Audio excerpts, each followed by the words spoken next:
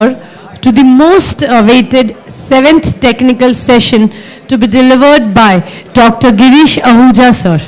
I request Advocate Mrudang sir, Convener Conference, and CA Purushottam Khandelwal, Convener Conference, to escort Dr. Girish Ahuja sir onto the dais, along with the dignitaries, Advocate Vasant Patel, CA Ketan Shah, Advocate Ramesh Trivedi, Advocate Mahindra Swami, and CA Ritesh Gandhi. And Ratilal Vaghasya sir.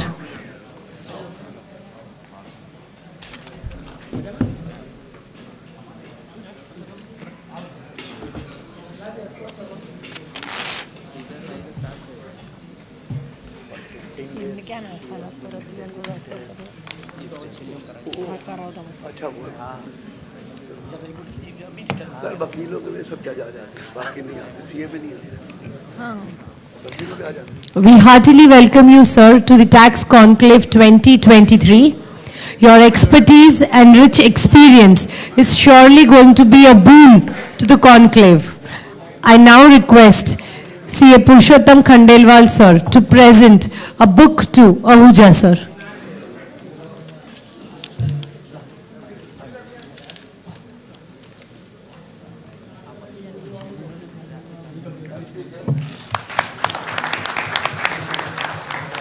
Thank you, sir. I request Sridhar Shah, sir, to present Girish Ahuja, sir, with a memento.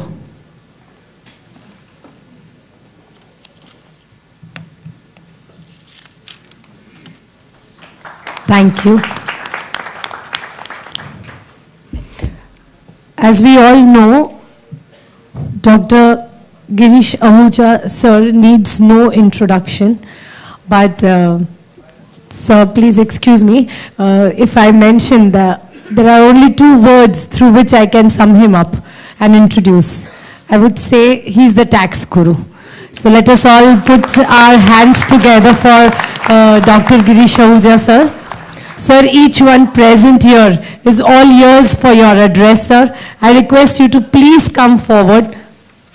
The stage is all yours, sir. Please grace the podium and enlighten us.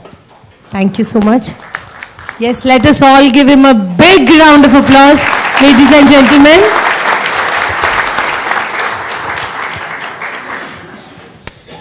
Sitting in front of me, the president of the All Gujarat Federation of Tax Consultants, Advocate Hiren Patil ji, Vakil ji, sorry, Secretary Balmukund Shah ji, President Income Tax Bar Association Ahmedabad Ruvin Mehta ji, Secretary CA Sridhar Shah, and sitting with me all the dais, of course, CA Purushottam Khandelwal ji, Central Council member, and a very good friend of mine, and of course, every time he invites me and I can't say no to him. This is always there. Advocate Mrudang Vakil ji, Advocate Vasant Patel ji, CA Ketan Shah ji, Advocate Ramesh Trivedi ji, Advocate Ratilal Vaghasya ji, CA Ritesh Gandhi ji, Advocate Mahindra Swami, and of course, Master of Ceremony Sneh Mehrotra ji, ladies and gentlemen. नाम नहीं लूंगा तो फिर बाकी वर्ग कैसे होगा, लेना तो पड़ेगा. चलिए sir.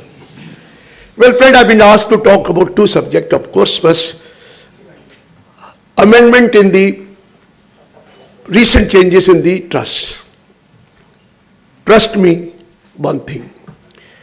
At one particular point of time, two topics nobody knew. One, of course, was Hindu undivided family. The second was charitable trust. किसी को कुछ नहीं आता था. वैसे तो अभी भी कुछ नहीं आता है.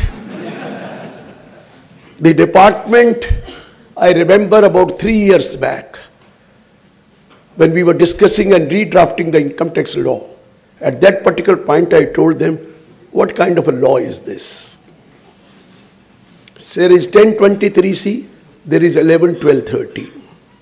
In 1023C, many things are missing, which are there in 11, 12, 13, although education and medical educations come under both under 1023C and 11 and 12 and 13, but many provisions are missing. In 1023C, The first thing which was missing is that if you have to file, if you want to accumulate more than 15%, you know that in section 11(2) you have to file form 10. In 1023C it was not there. Even in the form they used to say, have you submitted form 10? Where is the requirement? There was no requirement of submitting form 10. The only thing was that if you want to accumulate more than 15%, you have to keep that money in 11(5). कहीं नहीं लिखा था कि you have to file form 10. लेकिन मांगते थे, उनको कुछ पता नहीं था. Second, in 11, 12, 13, if you file a return late, you were not allowed any exemption under 11 and 12. Whereas in 1023C it was missing. You could file a belated return also, and there was absolutely no problem. You were allowed exemption. Even in 1023C, the question that corpus donation was not exempt under 1023C. Corpus donation was exempt under 11, 12, 13. ऐसे बहुत कुछ थे sir. 1 year they devoted to change the law. And have you seen the law? Section 1023C has 23 provisos. 23 provisos. And under each proviso, there is an explanation. And under the explanation also, proviso 3, explanation 1, explanation 2, explanation 3. फिर कहीं तो भूल गए 1A, 1B. इतनी तो proviso और explanation है. मैंने कहा ये क्या किया है आपने? What kind of a thing is this? Why can't you merge the two sections, starting from 1023C, IV, VV, IA, V, along with 11, 12, एक ही तो provision बन गए. कर देंगे, last year कहा था. मैंने कहा इस साल आपने करा नहीं. हमने कहा था कर देंगे, ये नहीं कहा था अगले साल कर देंगे. हो सकता है अगले साल हो जाए.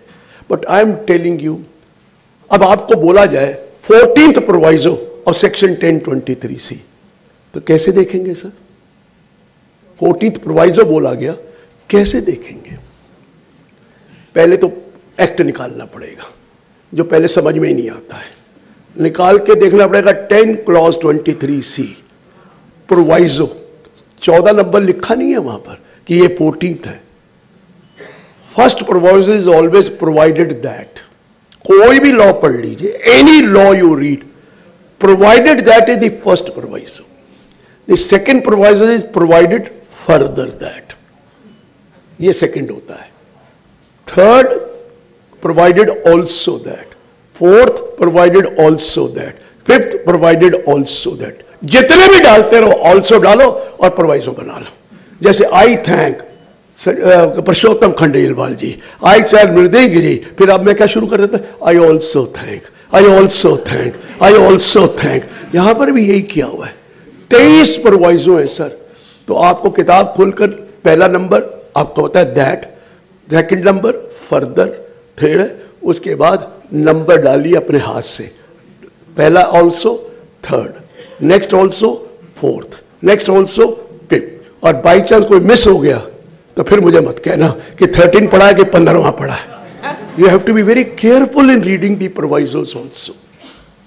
This type of a law we have. This type of a law. They devoted full 1 year, 2 years back, to redraft section 1023C. You must have noticed. एक बड़ी गलती मैंने करी थी, उसके बाद गलतियां तो जो हुई. I had told them कि look here, people got registration under 11, 12, 13, whatever is 12A, and approval under 1023C long back. They have registration number or approval number, but they don't have the certificate of the approval or certificate of registration. Whenever a scrutiny comes, they ask for original certificate. It is not there with us. Or they go to the income tax department, they also don't have that. तो मैंने एक suggestion दिया था, लेकिन मुझे क्या पता था, गए थे ईद बनाने, रोजे गले पड़ जाएंगे. मैंने उनको कहा allow everybody to apply once again online by giving the old registration number. Allow them to make application online. Allot them the new number, and that will become a permanent number, and there will be. मुझे क्या पता था, ये करते करते उन्होंने कह दिया 5 साल बाद रिन्यूअल करना पड़ेगा. पहले तो पूरा one time exemption and one time approval था, but now every 5 year you will have to go for renewal if you are already existing, और प्रोविजनल होगा तो आपको पता है, मैं बताता हूं. This was not done, but they have done it. I can't help it. But now what has happened? 2 years back you made a law and you said that we are overruling a Supreme Court judgment which was saying excess application of a year can be carried forward and taken as application of the subsequent year. ये तो Supreme Court की judgment आई थी, immediately overrule कर दी. ठीक है, कर दी आपने. Then we discussed. Then they said corpus donation, पहले दोनों में डाल दिया. Voluntary contribution with a specific direction that it will form part of the corpus of the trust shall be exempt, लेकिन उसमें condition डाल दी. Provided it is invested or deposited in a mode given under section 11(5) में डालिए. तो अब माफ करेंगे, दोनों में डाल दिया, दोनों में डाल दिया. फिर उसके बाद प्रोवाइजो डाला था. Provided that any amount spent out of the corpus donation shall not be treated as application. बिल्कुल ठीक था. Because corpus itself is exempt, then how do you say amount spent from corpus is an application? Double थोड़ी दे देंगे benefit. बहुत अच्छा लिखा था, not an application. लेकिन एक बहुत अच्छी चीज डाली थी. However, if in a subsequent year you repay back, you refill the corpus, it will be treated as application. जो उन्होंने ओवररूल किया, यहां आपको बेनिफिट दे दिया. You need money, take it from corpus. Let's say I have taken 1 crore from corpus this year, no application. You want to refund, you want to repay back, pay the money back, we will treat it as application of the subsequent year. बहुत अच्छा law था, कोई बुरी बात नहीं की. ठीक है, कॉर्पस यूज किया, कॉर्पस को इंटेक्ट कर लिया, you get the exemption of the subsequent year. तो सब्सिक्वेंट में मिल गई ना, कोई दिक्कत तो नहीं. सिमिलरली लोन का किया इन्होंने. लोन एंड बोरिंग इज वैसे ही गलत था. लॉ था ही नहीं, होना भी नहीं चाहिए था. Loan is not an income. Well, loan is not an income, how can you से that I have applied the loan, it is an application?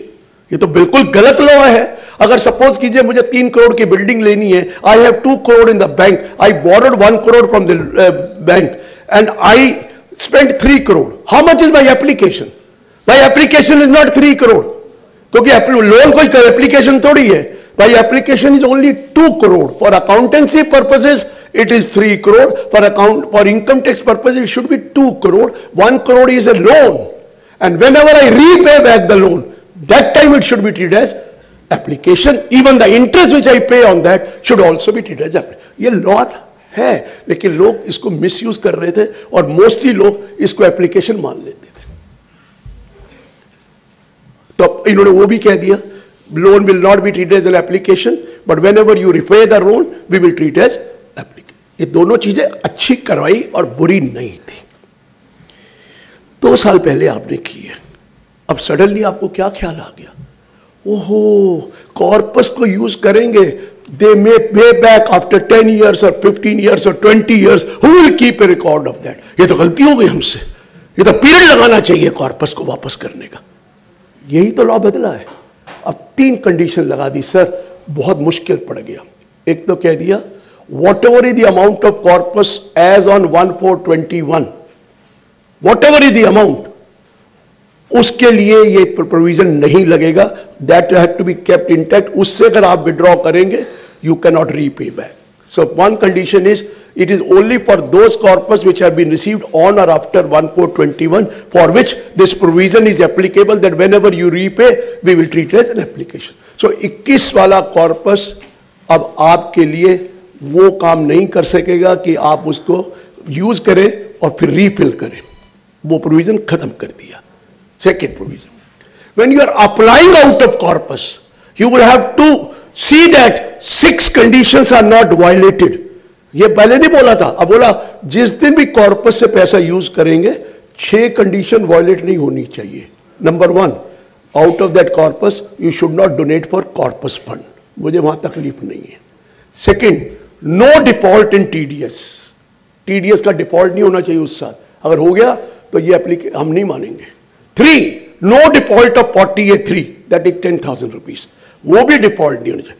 4, no carry forward of any excess definition तो दिया, वो भी मान लिया। No benefit should go to the person refer to in 13(3), वो भी कह दिया। और लास्ट में कह दिया it is allowed on cash basis, otherwise नहीं। ये कंडीशंस लग गई हैं सर। अगर कॉर्पस को एप्लीकेशन मानना है, जिस साल आपने अप्लाई किया, ये 6 कंडीशनें सेटिस्फाई करनी पड़ेंगी। और लास्ट डाला that you have to repay the money within a period of 5 years। अगर 5 साल तक रीपे कर देंगे तो हम एप्लीकेशन मानेंगे। After 5 years you repay to the corpus, it will not be treated as application.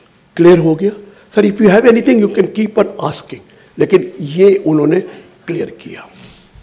Similar provision loans में डाल दिया कि loan should be repaid with in a period of 5 years, नहीं तो एप्लीकेशन नहीं माना जाएगा। Those condition should be satisfied अगर आपने लोन जिस दिन यूज किया। एंड क्या कहा कि loan before 1/4/21 will be ignored. मैंने इनको कहा ये क्या कर रहे हैं आप? एक कॉन्फ्रेंस थी 8th February, I remember all commissioners were sitting here in Delhi and it was all the network of the Indian for commissioners.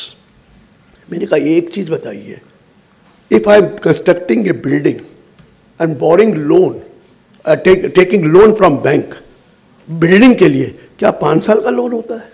It is 10 years, it is 15 years, it is 20 years. And I have to repay back in 15 years and 20 years time. And you are saying that if I repay, if I don't repay within 5 years, it will not be treated as application. ये कौन सा law है? After all loan के case में तो ना करो। Personal loan हो सकता है कि आपने पर्सनल लोन डाले हुए हैं और पेबल व्हेन एबल है, लेकिन पर्सनल लोन की बात अलग है। When I am borrowing from bank and bank has given me a credit facility of a term loan of 10 years or 15 years or 20 years, how can you expect me to pay back in 5 years? बोलते हम देखेंगे क्या करना है, शायद amendment कर दें। मैंने लिखा ऐसे लिख दो, provided that if the loan is taken from financial institution, the period of 5 years will not be applicable. कोई गलत तो नहीं सजेशन है सर? यही लिखा है। और दूसरा इन्होंने कह दिया 1/4/21 से पहले का जो लोन है उसको आप एप्लीकेशन नहीं मानेंगे। कैसे कह सकते हैं? जिन्होंने लोन को ऑलरेडी एप्लीकेशन मान लिया उसके लिए तो ठीक है कि दोबारा नहीं मानेंगे, लेकिन मेरा जैसा आदमी जो ज्यादा पढ़ा लिखा बन गया था, उसने करा था कि loan is not an application, और अब मैं उसको लोन को रीपे कर रहा हूं, आप लोग एप्लीकेशन नहीं मानेंगे। ये भी बड़ा गलत है। अब देखो क्या होता है। I have given these 2 suggestions, kindly note this. If the loan has never been treated as an application earlier and now you are repaying a loan, it should be treated as an application. And then in the case of loan, 5-year period is not applicable. It may be applicable for personal loan, but it should not be applicable for loan taken from financial institutions. Clear है sir? पहला point तो ये change हुआ।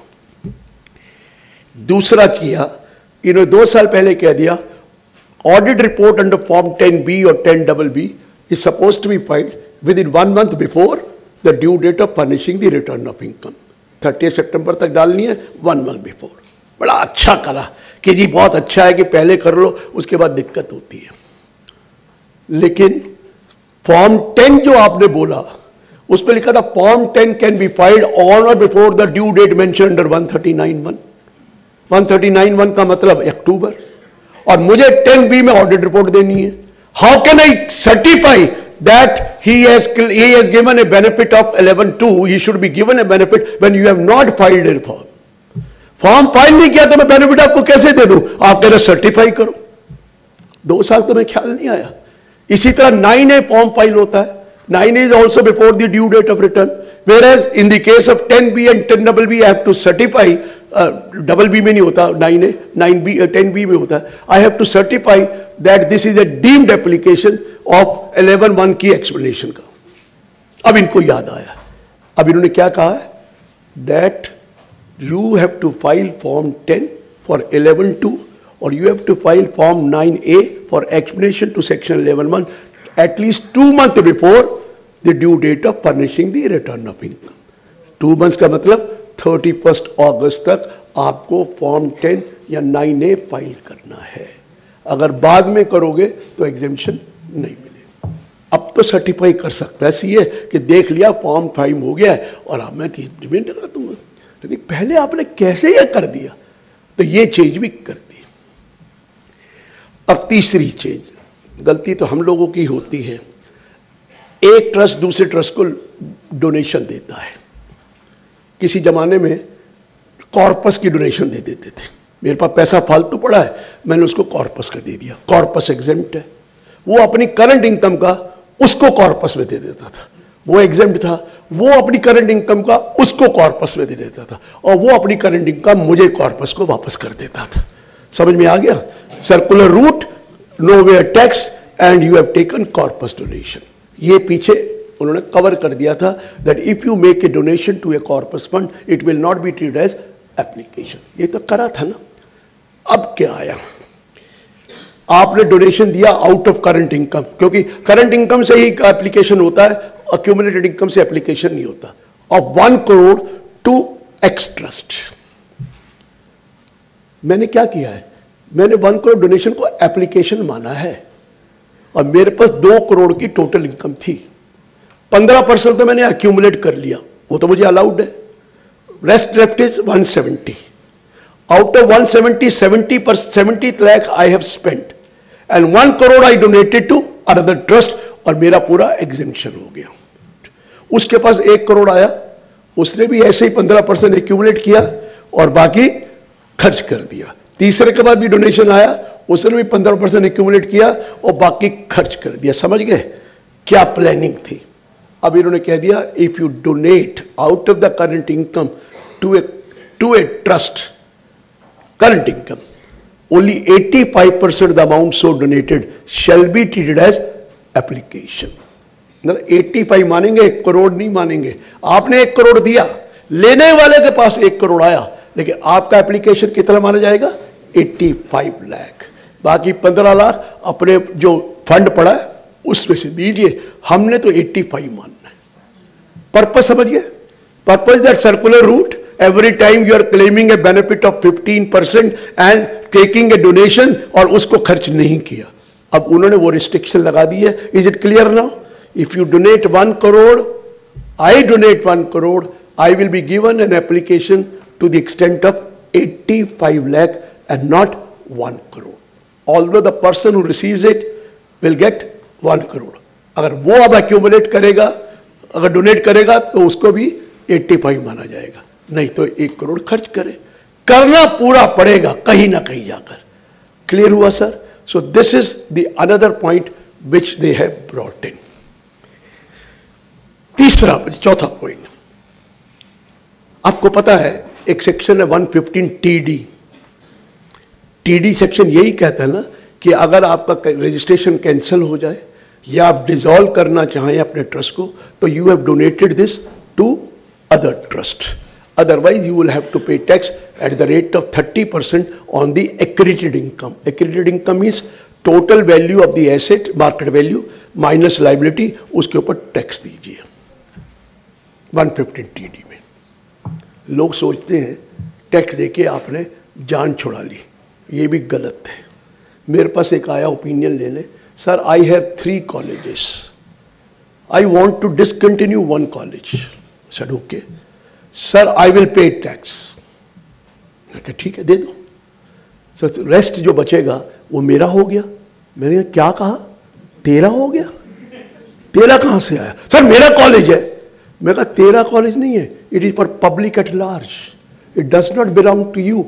ही said sir tax दे दिया है। मैंने tax तो उसने इसलिए दिया कि आपको पुराना एग्जेम्पशन दिया था, उसका टैक्स आज दे दो। सरकार जो चैरिटी कमिश्नर बैठा है या पब्लिक वेलफेयर ट्रस्ट बैठा है, ये उसका है, आपका कुछ नहीं है। ये वो वाला दान नहीं है जो देकर वापस ले लिया हो, ये इररिवोकेबल ट्रस्ट है। This is irrevocable trust. It does not mean it can come back to you. It is either to go to the government or to go to the other trust, but it cannot come to you even after paying the tax. Tax देने के बाद भी आपका नहीं है। ये कभी लोग मुगालते में बैठे, मेरा कॉलेज है, मेरा कॉलेज, तेरा कुछ नहीं है, तेरा कुछ नहीं है। वो दूसरी बातें मैं डोनेशन में कहने लगा था, वो को आज बता भी रहा था कि डोनेशन में बहुत, अभी जो मैंने कहा 7 लाख रुपए एग्जेम्पशन कर दिया, मैंने बैठे बैठे बताया था, और 7,01,000 बाई चांस मेरी इनकम आ गई। सैलरी वाला आदमी हूं, कोई एडजस्टमेंट नहीं कर सकता, कोई एग्जेम्पशन नहीं ले सकता। पहले तो मैं कहता था डोनेशन कर दे, 5 लाख में क्या करते थे पुराने स्कीम में, डोनेशन कर दे 1,000, सरकार भी खुश और तू भी खुश, तेरी इनकम 5 ही रहेगी, तो टैक्स कितना गया, 1,000 गया ना। अब 7,01,000 पे 26,004 रुपए टैक्स बनते हैं, और 1,000 कमाकर कोई 26,004 रुपए टैक्स देगा सर? ये कौन सा लॉजिक है? 10,000 एक्स्ट्रा कमा लो, 7,10,000, यू हैव टू पे 27,040 रुपीज एज टैक्स। वो कहेगा 10 में कहेगा मुझे नहीं चाहिए 10, ले जाओ वापस। लेकिन वो बिजनेसमैन तो कर लेगा एडजस्टमेंट, सैलरी वाला कहां से करेगा? उसके पास तो प्रॉब्लम ही है। वो कहेगा मुझे नहीं चाहिए, वो कहेगा तुम्हें तो लेना पड़ेगा, फिर कहेगा विदाउट पे दे दो सर, मुझे नहीं चाहिए आपके 10,000 रुपए। यही तो बेईमानी होगी। What are you talking about this thing? Even surcharge में मैंने बहुत बोला था इनको, सर 50 करोड़ के ऊपर, 50 लाख के ऊपर 50 लाख पे कोई सरचार्ज नहीं, 50 लाख पे ऊपर हो जाए तो 10% सरचार्ज है। मेरे को 50,50,000 मेरी इनकम हो गई, गलती से हो गई, 50,50,000। कहता मार्जिनल रिलीफ दे रहे हैं। मैं कौन सा मार्जिनल रिलीफ दे रहे हैं? उस 50 लाख पर 50,000 पर 30% तो टैक्स ले लोगे, बाकी कितना बचा 35,000 उसका सरचार्ज ले लोगे। तो मेरे को क्या मिला? कौन सी रिलीफ है? 50 कमाया 50 ही ले जाओ, तो फिर रिलीफ है ये क्या? ये रिलीफ? मेरी इनकम 2 करोड़ है, सरचार्ज 15%। मेरी इनकम 2 करोड़ 2 लाख होती है, सरचार्ज 25%। वो 2 लोग जो मैंने एक्स्ट्रा कमाया 30% तो टैक्स दे दूं, और बाकी जो 140 बेचा पूरा का पूरा सरचार्ज दे दूं, तो मुझे पागल हूं मैं कमाऊंगा? What for? If you are taking every penny of mine, whatever is earned above 50 lakh or above 1 crore, above 2 crore, who will like to save that?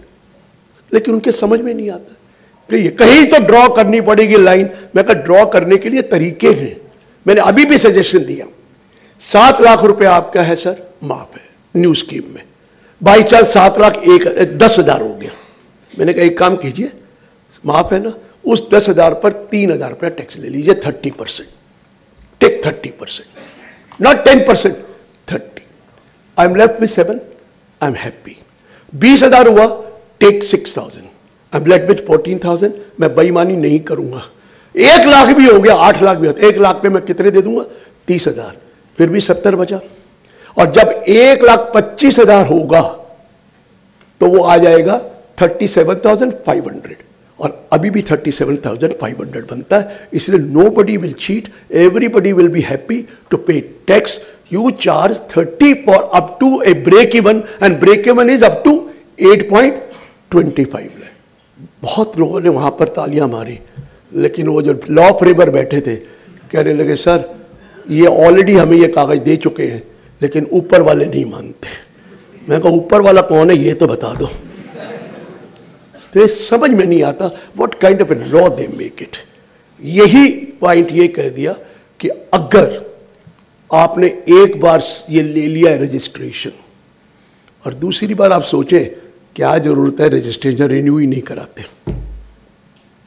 आप सोचते रिन्यू ही नहीं कराते, सर 115 TD लग जाएगा सीधा, and you will have to pay tax at the rate of 30%। Renewal अब आपको कराना ही पड़ेगा। You can't say that I don't want renewal, I don't want to do it. You don't do it, we will treat it as taxable under 115 TD। और एक और violation डाल दिया, अगर रिन्यूअल नहीं करोगे और रिजेक्ट हो गया तो भी आपको टैक्स देना पड़ेगा 115 TD। सो लॉ में अब उन्होंने सेटल कर दिया कि देख लो गलती ना करना। और लास्ट ये गलती नहीं थी, बहुत इनकी भारी गलती थी, that you have first time the trust is started, you have to make an application within 1 month before the previous year relevant to the assessment year for which approval is or registration is sought. 1 महीना पहले apply करना पड़ता था previous year के। Provisional certificate मिलता था, और provisional को फिर आपको रेगुलर में डालना पड़ता था। कितनी देर में? लोग भूल गए। उसमें लिखा था within 6 months of the commencement of the charitable activity or before the expiry of 6 months if activity is not started of the 3 years। ये था ना विद इन 6 months कमेंसमेंट। अरे अगर बाई चांस मैंने कमेंसमेंट करके apply कर दिया, आपने रिजेक्ट कर दिया, तो मेरा तो गया ना काम, पिछला सारा टैक्स लग जाएगा। अब अकलमंदी करिए, अगर तो कोई चैरिटेबल एक्टिविटी स्टार्ट नहीं हुई है and you have started a new one, apply for provisional, because activity is not started, where is the problem? And the moment you start the activity, apply for regular. वही पता लग जाएगा ना कि आपको मिलना है कि नहीं मिलना है. बाद में जाकर अच्छा अगर आप लेट अप्लाई करेंगे तो जो उससे पहले की पीरियड है उसका एग्जामिनेशन नहीं देंगे. ये क्लियर कर दिया. We will not give you any examination of a period prior to that. So this is a right thing. Now those trusts who have already commenced the activity, kindly apply immediately. You will get regular registration for 5 years. It is not a provisional registration anymore. Provisional is only for those who have not commenced the charitable activity. The moment you commence the charitable activity, kindly apply for regular registration. ये भी बहुत important है. मैं आपको बता दूं, कईयों ने यहाँ पर भी mistake कर रखी है. कईयों को प्रोविजनल मिला हुआ है लेकिन 6 महीने में अप्लाई नहीं किया है और लॉ आ गया है अगर नहीं करेंगे तो इसको रजिस्ट्रेशन को कैंसिल कर देंगे. इसलिए please be careful about the charitable trust. अब बहुत चेंजेस इसमें आ चुकी हैं. ये मेजर चेंजेस जो इस बिल में आई हैं, इस बिल में आई हैं. थोड़ा बहुत अमेंडमेंट होगा, you will come to know, but these are the recent amendment जो मैंने आपको बता दिया. ये क्लियर है तो मैं आगे बढ़ूं. कोई क्वेश्चन इसमें पूछना है ऑन द ट्रस्ट? हाँ जी. हाँ, the commencement of activities when you do start doing charitable activity. You start doing charitable activity, the commencement of activity. Bank is not a commencement of activity. Yeah. Commencement is the procedural part. You have to do it in the bank. It's not a commencement of activity. Are you doing charity out of that? No. जब charity करेंगे तो commencement of activity होगी. हाँ, वहां हो सकता है कि आपने डोनेशन लिया और डोनेशन लेकर आपने बिल्डिंग बनाई तो commencement of activity. अगर आपको डोनेशन ले ही नहीं सकते जब तक आप रजिस्टर्ड नहीं है, जब तक आप रजिस्टर्ड ही नहीं है डोनेशन ले ही नहीं सकते. और रजिस्टर्ड कोई रजिस्ट्रेशन मिलती है नहीं तो 56(2)(10) में टैक्स लग जाएगा. So the moment you start accepting donation, kindly note it will be treated as you will be getting registration. चाहे प्रोविजनल लो या कुछ लो, रजिस्ट्रेशन जरूरी है डोनेशन लेने से पहले. ये मैं बता दूं, रजिस्ट्रेशन जरूरी है. एक्टिविटी करेंगे अगर वो कॉर्पस है तो कोई जरूरत नहीं है पड़ा हुआ एग्जेम्प्ट, उसको 11(5) में रख दो. लेकिन जब उसको यूज करना शुरू करोगे वो कमेंसमेंट ऑफ एक्टिविटी हो जाएगी. क्लियर है? या दूसरी कोई इनकम आएगी, स्कूल खोला है, बिल्डिंग बनाई है डोनेशन से तो ठीक है, लेकिन जिस दिन स्कूल में पढ़ाई शुरू हो जाएगी या फीस लेना शुरू कर दोगे वो कमेंसमेंट ऑफ एक्टिविटी है. They will start the commencement of activity. Clear? Any other? Commencement के बाद अप्लाई किया परमानेंट रजिस्ट्रेशन और वो रिजेक्ट हो गया तो पिछड़ा भी लग जाएगा. सर जो आपको प्रोविजनल दिया गया, सर क्या आपका कोई डॉक्यूमेंट देखा? क्या आपको कुछ किया? ऑटोमेटिक आपको अलॉट कर दिया, thinking that you are charitable. हर आदमी कर देगा कि भाई जितने दिन है उतने तो एंजॉय करो, बाद में मना होगा तो तब तक माफ करा लो. जी नहीं, जिस दिन परमानेंट मिलेगा पिछली एक्टिविटी केस खुल जाएगा. अगर उनको रिजेक्ट कर दिया, रिजेक्ट नहीं किया तो ठीक है, what is the problem? That's why तो ये करा है कि शुरू में ही अप्लाई कर लो भाई, जान छूट जाएगी. ये ना हो कि पिछला केस भी खुल जाए. This is the reason why they have done it. Provisional has been allotted to you without verifying anything. It is automatic given by the automatic आपको दे दिया और आप उसका exemption कर ले और बाद में रिजेक्ट हो जाए कि आप चैरिटेबल है ही नहीं तो पिछला कैसे नया टैक्स करें?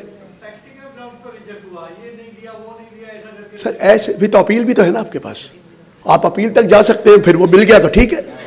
हाँ, आपका कोई बेसिस पे करा तो you have a right to file an appeal against that or you can go up to high court. अगर मिल गया तो बैकडेट से ही मिलेगा, नहीं मिलेगा तो फिर पिछला भी टैक्स लग जाएगा. आप अपने लॉजिक से पूछिए, गलत है कोई? जब आपने प्रोविजनल किया, हमने आपसे कोई कागज लिया, आप अपने आप को चैरिटेबल बना रहे हैं, है कि नहीं? ये किसको पता है? किसको है पता है चैरिटेबल है कि नहीं है? यहाँ तो सारे स्कूल कॉलेज चैरिटेबल बनाने पड़ते हैं, मजबूरी है तो कोई भी चैरिटेबल नहीं है.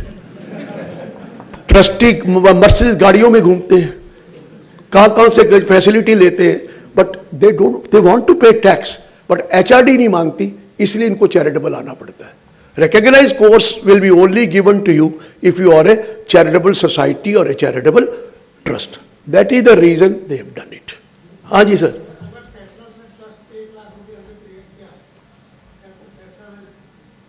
ऑथर ने 1 लाख रुपए दिया. आपको पता 56(2)(10) में क्या लिखा है? अगर वो 50,000 से ऊपर की डोनेशन होगी तो फुल्ली टैक्सेबल हो जाएगी, अनलेस यू आर रजिस्टर्ड और अप्रूव्ड. 10,000 दे दो ना. 50,000 से नीचे तो 56(2)(10) नहीं है ना. हाँ,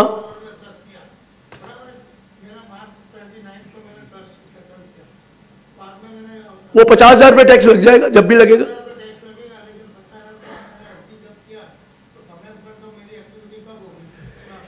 अरे एक चीज बताऊं, एफडी करना क्या चैरिटेबल एक्टिविटी है?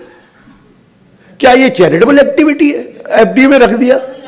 Charitable activity, you have to apply the fund for charity. You have to apply for registration. You can take a cost by 10,000 rupees also.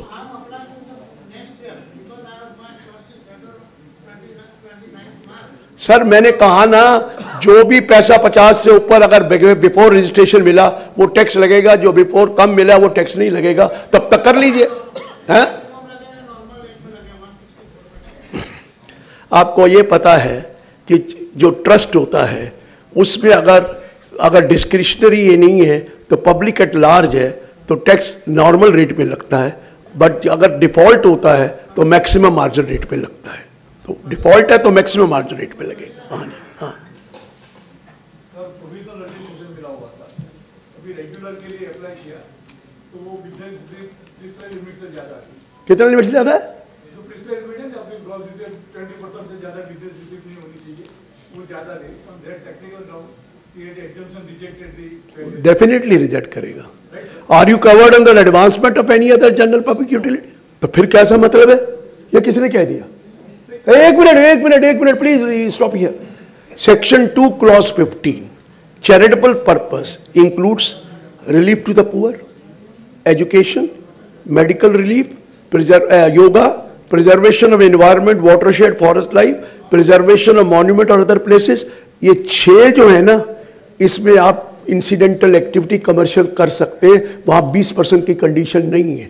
20% की कंडीशन है advancement of any other object of general public utility, जिसके नीचे 2 proviso डाले. आपने कैसे कह दिया कि वो अगर एडवांसमेंट का नहीं है तो हो ही नहीं सकता? आप कर सकते हैं कमर्शियल एक्टिविटी, 20 से ज्यादा भी हो सकती है इंसिडेंटल. सर वो कर, देखिए सर, उनको भी इतना ही आता है, लर्नेड हैं वो सारे. बस समझियो, वो आगे मिल जाता है आगे जाके.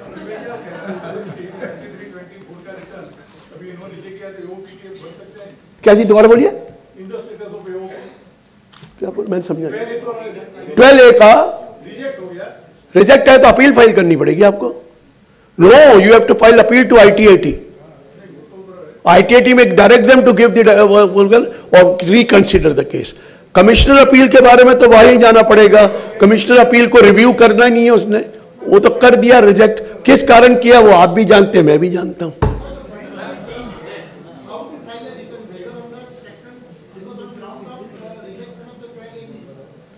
रजिस्ट्रेशन नंबर तो है ना, अभी डाल दो, बाद में जब होगा रीअसेसमेंट कर देंगे, वो ठीक कर देंगे. और कोई तरीका ही नहीं है. अभी तो अपील हुई है ना, अपील कर रखी है ना, अबेयंस में रख के आप अपना उसको अप्लाई कर दो. वाई डू पे टैक्स? और उसको लेते हैं जो बाद में डाल के फिर बाद में कर लेना, नहीं तो फिर आप खोल कर पुराना भी टैक्स ले लेंगे. हाँ जी सर.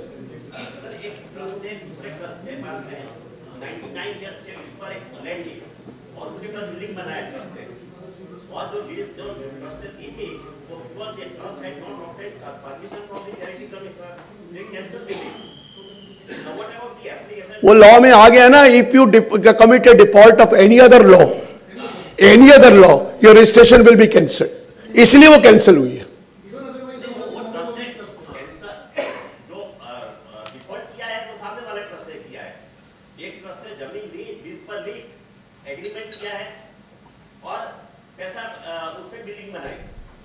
सर देखिए, जो लिटिगेशन के केस हो ना, जो लिटिगेशन के केस होते हैं ना सर, वो उसका जवाब 1 मिनट में नहीं दिया जा सकता, उसके सारे फैक्ट्स देखने पड़ते हैं, क्या कारण है, आधे फैक्ट्स आप बताते हैं, आधे छुपा लेते हैं, इसलिए मैं उसके डिसीजन नहीं दे सकता।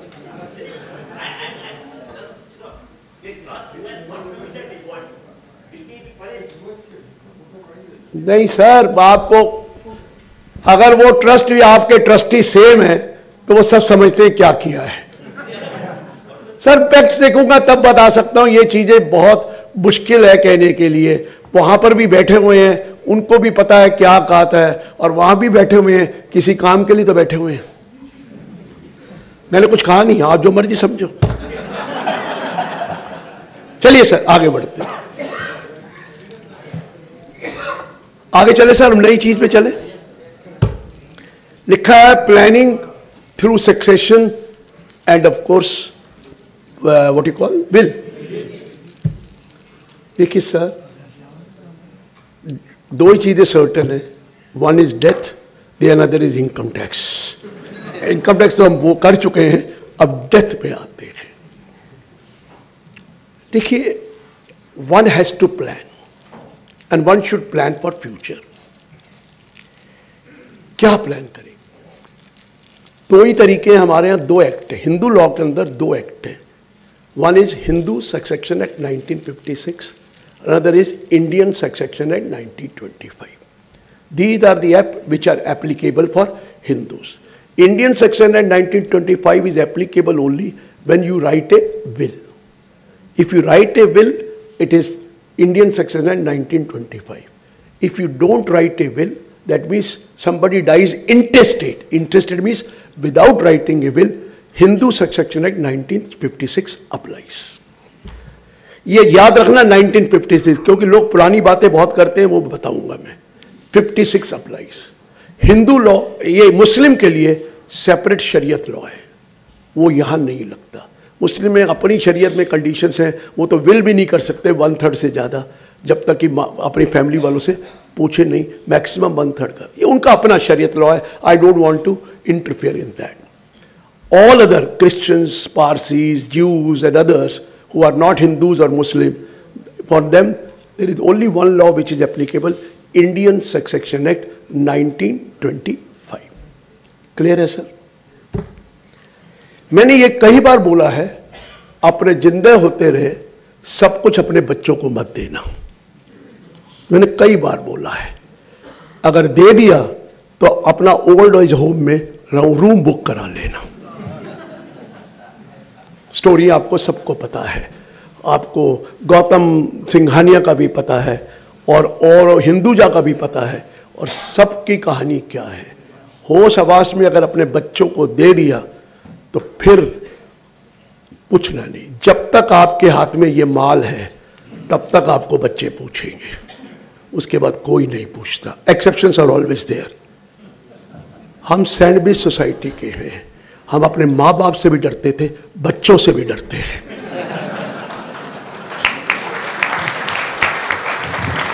एक आदमी यहां खड़ा होकर कह दे वो अपने बच्चे से नहीं डरता। खड़ा हो ना कोई, एक खड़ा हो गया, सर मैं नहीं डरता। मेरा तेरी शादी हो गई है? कहते अभी नहीं हुई है। एक और खड़ा हो गया, सर मैं नहीं डरता। कब तेरी शादी हुई है? 7 साल पहले। बच्चे कितनी छोटी उम्र के? 5 साल। मैंने कहा ठीक है भैया, अभी इंतजार कर, 18 तो होने दे कम से कम उसको। अरे भैया, son is a son till he gets a wife, daughter remains daughter throughout her life. ये तो कहावत है। बेटा तभी तक ही है बेटा जब तक बीवी नहीं आई। एक्सेप्शंस है, वो मैं नहीं कहता। और बेटी पूरी है, बेटी बड़ी खुश होती है जब मैं ये कहता हूँ। मेरी भी बेटी है, मेरे बेटे नहीं है तो भी कभी कभी भुगत होगी नहीं, वो भी बहुत टेलीफोन करती है। आज भी 2 बार फोन किया, ये वो हर रोज 3-4 फोन आते हैं। वाइफ थी पहले, वो करती थी, अब वो करते हैं। वाइफ को तो फिर भी छुपा लेते थे, बेटियों को तो एक एक चीज बतानी पड़ती है। कहाँ गए, खाना खा लिया कि नहीं खाया, और कितने बजे पहुंचे, सब कुछ बताना पड़ता है। और डांट देती है बेटियां, वाइफ नहीं डांट सकती थी, बेटियों को पूरा हक है डांटने का, और डांट लेती है। तो मेरे को बहुत पूछती हैं, वहां भी अमेरिका से भी आता है। तो मैं उनको कई बार कहता हूं, बेटा कभी कभी उनको भी पूछ लिया कर जिसके साथ तो रहती है। समझ में आ गया? ये मेरे समझ में नहीं आया बेढपना क्या है। बाप को पूछेगी, माँ को पूछेगी, सास को नहीं पूछेगी, ससुर को फिर पूछ लेगी। सास और बहू की क्या लड़ाई है जिंदगी में, ये इंडिया में नहीं अब्रॉड में भी यही है। क्यों है मेरे समझ में नहीं आया। फिर एक्सेप्शन हो सकती है, एक्सेप्शन तो हर जगह हो सकती है, लेकिन 99% एक्सेप्शन में नहीं आता वो। इस सबका यही हाल है। क्या हो गया मैं जमाने का समझ में नहीं आया। मैं वहां सुना रहा था, मेरी बेटियां है, चलो ज्यादा नहीं बोलती, लेकिन पता तो है कि बाप गरीब भी हो तो बेटियां पूछती हैं, बाप गरीब भी हो बेटियां पूछती हैं। वो ये देखने वाली बात है। वो अलग बात है कि वो उधर नहीं, आपको जरूर उनका प्यार है बाप के साथ, माँ के साथ है। माँ से लड़ती हैं, बाप से पूछती हैं, बड़ा फर्क है। हर बेटी माँ से लड़ती है, ये भी पक्की बात है। लेकिन बेटा तब तक ही पूछता है, शादी से पहले तो अलग बात है। शादी आ गई तो उसको कहना तेरे लिए तो कमा रहा हूं, देना मत उसको कुछ भी, देना उतना ही जितना उसको सेट करना है। वो तो हमारा फर्ज है, बेटे बच्चे पैदा किए उनको करना है। अगर सब कुछ दे दिया ना तो आप बच गए।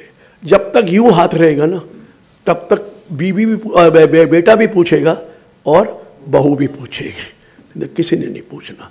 55 साल के बाद एक ही आदमी पूछता है, वो है आपकी स्पाउस, मतलब बीवी या हस्बैंड। बच्चे कोई नहीं पूछते, किसी के पास टाइम नहीं है। बेटी अपने घर में बिजी है, फोन कर लेगी इसे ज़्यादा से ज़्यादा। बेटों को तो फोन कर पूछना पड़ता है, बेटा ठीक है ना, कोई प्रॉब्लम तो नहीं है। ये हाल है सर आजकल का। और वो से मेरे ब्रदर को कहते हैं, आपको क्या पता दुनिया का। मैंने कहा सुन, सारी इंडस्ट्री वाले हमसे सवाल से को सारे कंसल्टेंसी लेके जाते हैं, यहां तक पूछते हैं कि ये उनका है, और तू कहता आपको क्या पता। ये घर की मुर्गी दाल बराबर है। ये हाल है बच्चों का सर, क्या कहे।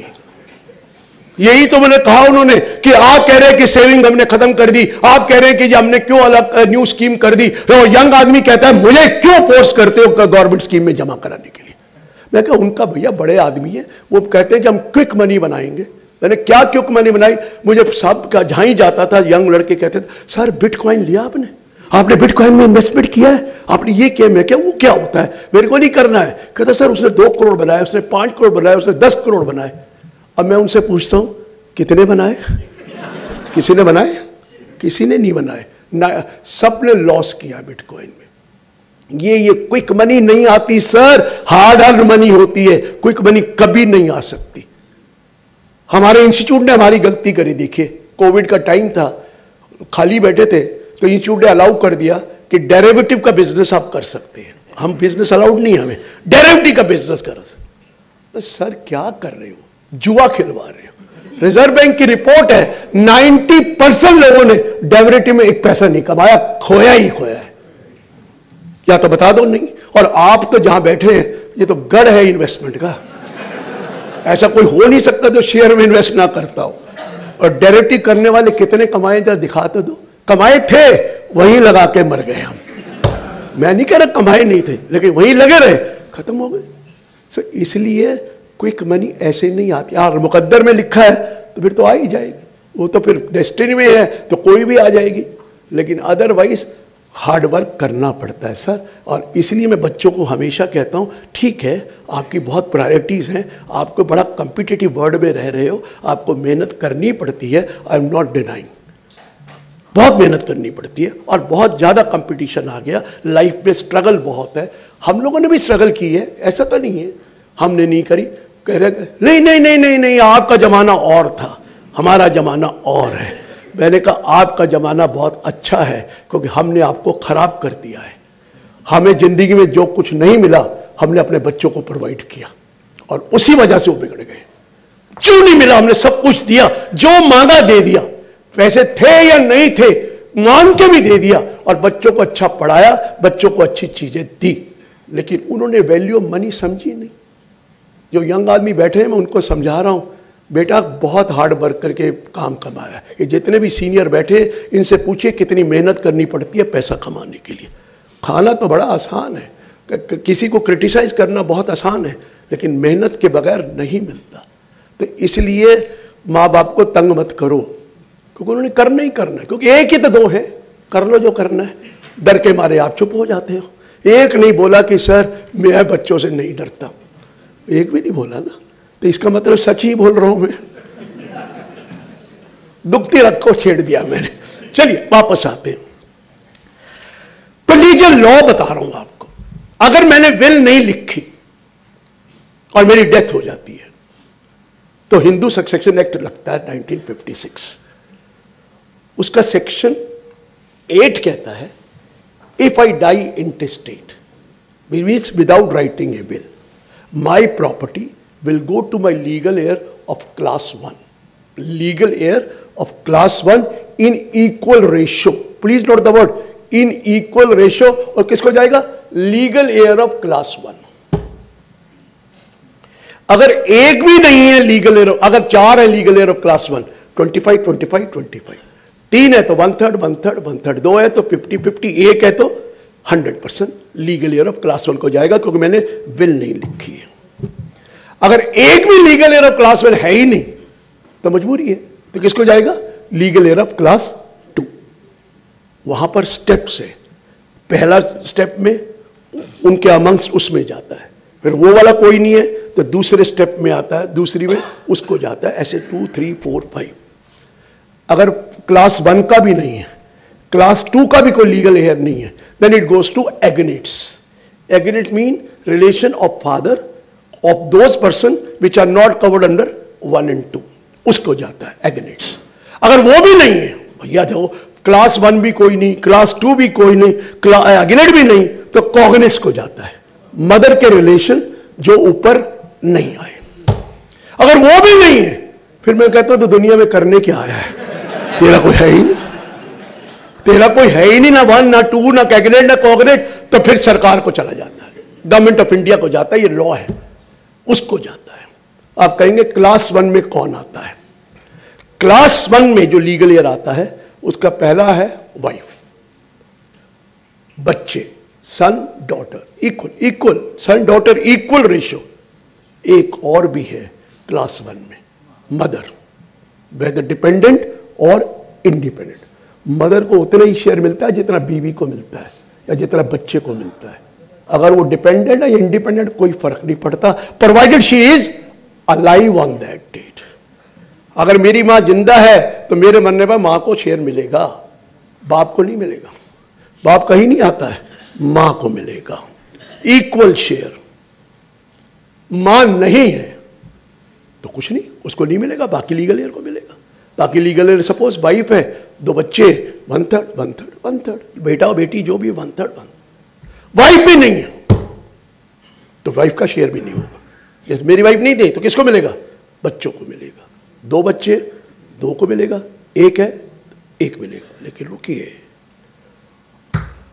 अब सवाल आया, चाइल्ड था मैंने बोल दिया, that means he pre disease the father. मेरी मरने से पहले, भगवान ना करे, उसका बच्चा पहले डेथ हो गई, किसको जाएगा? क्योंकि तो चला गया। वाइफ का तो खत्म हो गया, मां का भी खत्म हो गया था, लेकिन बेटे का रुको, बेटे का क्या होगा? सवाल पूछा जाएगा, was he married eight the time when he died और वाज ही नॉट मैरिड? अगर मैरिड नहीं था तो कहीं नहीं जाएगा, वो हट गया, खत्म। अगर मैरिड था, what would have been his share had he been alive on that date, जब फादर की डेथ हुई? That will go to his legal heir, means his wife and children, equal ratio. उसका कितना शेयर होता अगर वो जिंदा होता? उस दिन मर गया पहले, लेकिन उस दिन अगर वो जिंदा मान लिया जाए तो सपोज करो उसका 1/4 शेयर है, तो वो 1/4 किसको जाएगा? उसकी वाइफ और उसके बच्चों को जाएगा। अदरवाइज बहू का कोई हक नहीं है, कोई बहू का हक नहीं है। बेटे का है, बेटी, बहू और बेटे का, उसके बच्चों का कब आया? जब वो खुद डेथ हो गई। कभी कहीं कहते हैं ना, मेरे मरने के बाद पोते का हक है, पोते का 1 रुपए का भी हक नहीं है, कुछ नहीं है। पोता कुछ नहीं ले सकता, पोती कुछ नहीं ले सकती। अगर बेटी की भी डेथ हो गई, प्री डिजीज हो गई, बेटी पहले डेथ हो गई, what would have been her share? That will go to her children. Please note the word children. Husband को नहीं जाएगा, सिर्फ चिल्ड्रन को जाएगा, इक्वल रेशियो। ये लॉ है, ये हमारा लॉ है, हिंदू लॉ, कि अगर शादी है तब क्या होगा, शादी नहीं है तो उसको कुछ नहीं मिलेगा। ये क्लियर है सर।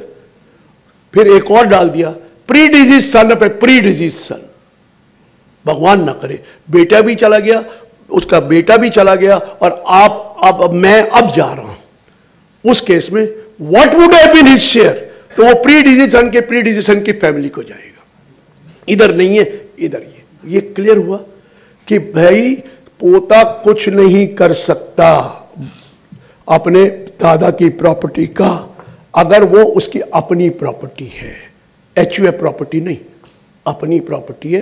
तो सिर्फ क्लास 1 वाले हैं जो मैंने बताया, वाइफ, मदर, अगर है तो बेटा बेटी। बेटा बेटी के नीचे वो जो आ रहे हैं वो तब आ रहे हैं जब बेटा और बेटी जिंदा नहीं रहे। अगर जिंदा थे तो पोता वोता कुछ नहीं कर सकता।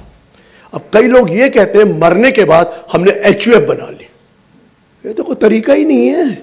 लॉ ने क्लियर किया हुआ है, it will go to the legal heir of legal heir in their individual capacity and that too equal ratio. HUF बन ही नहीं सकती। 56 से पहले की बात और थी। 56 से पहले HUF ऑटोमेटिक बन जाती थी बाप के मरने के बाद। 56 के बाद वो पैसा इंडिविजुअल को ही जाएगा in their individual capacity. Individual means legal heir of class 1। HUF नहीं होगी, बिल्कुल नहीं होगी HUF। ये सोच के चलना ये गलत है जो कह रहा है, तो वो गलत कर लिया हो तो आपने कहा जी मैं तो केस करा चुका हूं, वो तो हम कई केस करा लेते हैं, लेकिन वो लॉ नहीं है। वो तो हमेशा, हाँ अगर आपने HUF बनानी है वो बाद में बताता हूं, तो आपको विल करके जाना पड़ेगा that after my death such and such property will go to the legal heir of go to the HUF of my son। मैंने सन बोला, डॉटर भी नहीं बोला।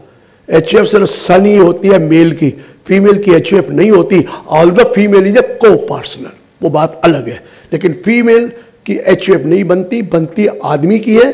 उसकी बेटी ऑटोमेटिक उसमें मेंबर अलाउड हो गई, को पार्टनर अलाउड हो गई 2005 के बाद। पहले तो बेटी का हक ही नहीं होता था, अब बेटी का उतना ही हक है जितना बेटे का हक है। मैं आ रहा हूं, अब लीगल हेयर ऑफ क्लास 1 है ही नहीं, तो किसको जाएगा? क्लास 2। उसमें नंबर 1 आता है फादर, 100% फादर को चला जाएगा। अगर फादर जिंदा है तो, फादर जिंदा है। मैं पहले बोला चाइल्ड को जाएगा, सन डॉटर जो भी, चाइल्ड बोला वो भूल गया कहना, चाइल्ड लिखा है। चाइल्ड मीन्स नेचुरल और adopted under the adopted law. Step child has no right, step child has no right. Step child का हक नहीं है। अगर स्टेप चाइल्ड का मतलब समझते कौन सा होता है कि एक खून दूसरा है। अगर मेरा ही खून है और बीवी जो लेके आई अपने साथ, वो वाला स्टेप चाइल्ड है मेरा। मेरा अपना है तो मेरा चाइल्ड है वो तो। अगर बीवी ने शादी कर दी किसी और के साथ, हस्बैंड किसी आदमी के साथ, तो आदमी के जो पहले बच्चे हैं वो उसके लिए स्टेप चाइल्ड है। स्टेप चाइल्ड का मतलब ये होता है। स्टेप चाइल्ड को नहीं जाएगा, लेकिन इलेजिटिमेट चाइल्ड को जाएगा। Child is a child whether legitimate और इलेजिटिमेट। कोई भी चाइल्ड इलेजिटिमेट नहीं होता। ये relationship of the parents illegitimate होते हैं, चाइल्ड कभी इलेजिटिमेट नहीं होता। उनके जो पेरेंट्स का रिलेशनशिप है वो इलेजिटिमेट है, विदाउट मैरिज का है। चाइल्ड इलेजिटिमेट नहीं है। और हमारे यहां तो रिवाज है, हमारे यहां तो कोर्ट है। हमारे यहां कहते हैं बच्चे तो नर्सिंग होम में पैदा होते हैं और बाप कोर्ट में पैदा होता है। बाप कोर्ट में पैदा हुआ है, बाप कोर्ट में ही पैदा होते हैं DNA करा के। आप ND तिवारी को कह रहे हो, कोई और भी होंगे। बाप कोर्ट में पैदा होते हैं, वहां DNA होके वो कहता है ये आप ही का बेटा है। So child is a child whether legitimate और इलेजिटिमेट। इसलिए डर के रहना। मैंने कुछ नहीं कहा, कोई खड़ा होके ना बोल दे कि ये मेरा बाप है, इसलिए कहा डर के रहना। चलिए वापस आते हैं। मैंने कहा सेकंड में फादर। अब फादर नहीं है तो नेक्स्ट कौन आएगा?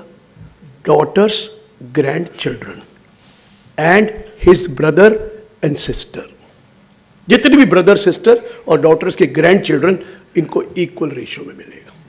आई said daughters grand children and ना सॉरी ग्रैंड, वो नीचे आएंगे, sons daughters children, sons daughter children and his brother and sister, इनको मिलेगा। वो भी नहीं है तो डॉटर्स ग्रैंड चिल्ड्रन, वो भी नहीं है। अगर वो भी नहीं है, अगर है तो ठीक है, नहीं है तो siblings of the siblings of that, children of the sibling, children of the sibling मतलब उसके भाई के या उसके बहन के बच्चे, उनको मिलेगा। चिल्ड्रन ऑफ द सिबलिंग, मेरे भाई और बहन के जो बच्चे हैं उनका नंबर चौथा आता है। पहले तो फादर का आ गया, फिर वो दूसरा वो आ गया, तीसरा वो आ गया, चौथा ये आ गया। वो भी नहीं है तो आएगा widow of the brother and widow of the husband. ये कौन सी widow of the husband? Wife of the husband, वो वाली जो सेकंड वाली है। पहली वाली तो ओरिजिनल वाइफ थी, उनको मिलेगा। स्टेप मदर जो बोलते हैं उसको मिलेगा। वो भी नहीं है फादर पेरेंट्स, वो भी नहीं है फादर सिबलिंग, वो भी नहीं है मदर पेरेंट्स, मदर सिबलिंग। इसके आगे जाने की जरूरत है? इतना ही समझ आ जाए तो बहुत है। ये हमारे यहां लॉ है, हिंदू लॉ, ये हिंदू लॉ है and you have to go according to that. जो 1956 से पहले हो चुका है उसके बारे में मैं कोई कमेंट नहीं करता। कोई भी प्रॉपर्टी एंसेस्ट्रल प्रॉपर्टी नहीं होती। कहां से एंसेस्ट्रल हो गई? मेरे मरने के बाद मेरे बेटे को मिल गई तो एंसेस्ट्रल कहां रह गई? कहां से रह गई? वो तो इंडिविजुअल कैपेसिटी में ले गया, तो एंसेस्ट्रल कहां हो गई? एंसेस्ट्रल है 56 से पहले वाली, या एंसेस्ट्रल है जो एचयूएफ में आ गई। एचयूएफ में तो बाई बर्थ आप राइट हो जाता है। एचयूएफ तो बनानी ही पड़ेगी। एचयूएफ अपने आप, एचयूएफ तो है, जिस दिन शादी हो गई एचयूएफ हो गई, लेकिन उसका क्या लेना देना? इनकम टैक्स कहता होगी तुम्हारी शादी, मेरे को क्या लेना देना? जब इनकम आएगी तब बात करना। जब इनकम आएगी तो रिटर्न भरनी पड़ेगी, और इनकम आने में दो को पार्सल होने जरूरी है। एचयूएफ कभी भी हस्बैंड वाइफ में हिंदू लॉ में बनती है। हिंदू लॉ में एचयूएफ हस्बैंड वाइफ में बनती है। इनकम टैक्स में एचयूएफ नीचे कौन होना चाहिए? डिसेंडेंट। कौन होना चाहिए? कौन होना चाहिए? ये बेटा वर्ड यूज मत करना, एनी चाइल्ड। ये लोगों के दिमाग में बेटा भरा हुआ है। बेटा था किसी जमाने में, अब बेटा या बेटी अगर है तो वो को पार्टनर है। बेटा और बेटी है तो आप एचयूएफ बना ली। दो ही तरीके हैं, विल, दूसरा तरीका है गिफ्ट। किसी से भी गिफ्ट ले लीजिए, 2,51,000 की 52 रुपये टैक्स दे दीजिए और बाकी आपको 2.5 लाख माफ हो जाएगा, और 52 रुपये टैक्स लगेंगे 1,000 रुपये, और आपकी बिल, आपकी क्या है, एचयूएफ तैयार है। लेकिन गिफ्ट जेन्युइन होनी चाहिए। अगर गिफ्ट जेन्युइन होनी चाहिए, यहां तो किसी को कोई गिफ्ट देता ही नहीं है, तो जेन्युइन कहां से होगी? गिफ्ट तो जेन्युइन होनी चाहिए। अगर जेन्युइन ना हुई तो फिर 78% टैक्स लगेगा, और 10% पेनल्टी भी लगेगी। 84% टैक्स लग जाएगा उस अमाउंट पे, अगर आप प्रूफ ना कर सके कि ये बिल जेन्युइन नहीं है। बिल जेन्युइन होनी चाहिए। जेन्युइन तो बहुत कम होती है, बाप बच्चों को दिया जाती है मैक्सिमम गिफ्ट, बाकी कौन किसको देता है। लेकिन यहाँ तो रामलाल सुलेमान को गिफ्ट दे रहा है, और सलमा भी कृष्ण कुमार को गिफ्ट दे रही है। कितना नेशनल इंटीग्रेशन है इस कंट्री में, कितना प्यार मोहब्बत है कि एक दूसरे को गिफ्ट देते थे। लेकिन वो तो बंद कर दी 56(2)(10) ने लाकर, और अब तो फॉरेन वाली भी बंद कर दी, जो नॉट ऑर्डिनरी रेजिडेंट और नॉन रेजिडेंट वाली है। तो माय पॉइंट इज, आप गिफ्ट से बना सकते हैं। जेन्युइन गिफ्ट दे दे, मतलब कैश लेके ना दे, वो तो कैश लेके तो लेते ही है, लेकिन दिखाए ना कि मैंने कैश लेके तो आ जाएगा। क्योंकि मैंने कई बार कहा, हमारे कबीरदास बड़े फेमस थे ना। हमारे यहाँ क्या है, सैलरी वाला सबसे ज्यादा दान देता है।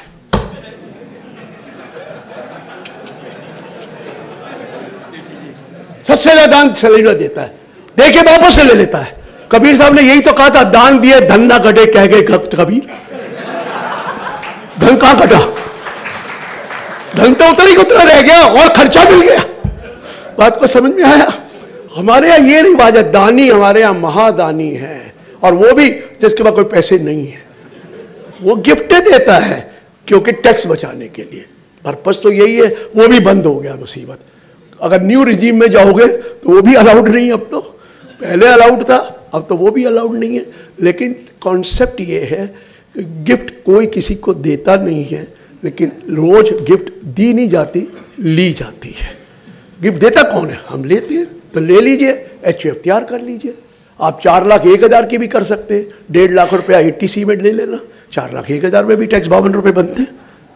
आप 4,51,000 भी कर लेना, 50,000 का वो करा लेना 80D, तो भी मिल जाएगी गिफ्ट। ये तो आपके ऊपर है। आप कहेंगे कि आप 1 लाख क्यों नहीं ले लें?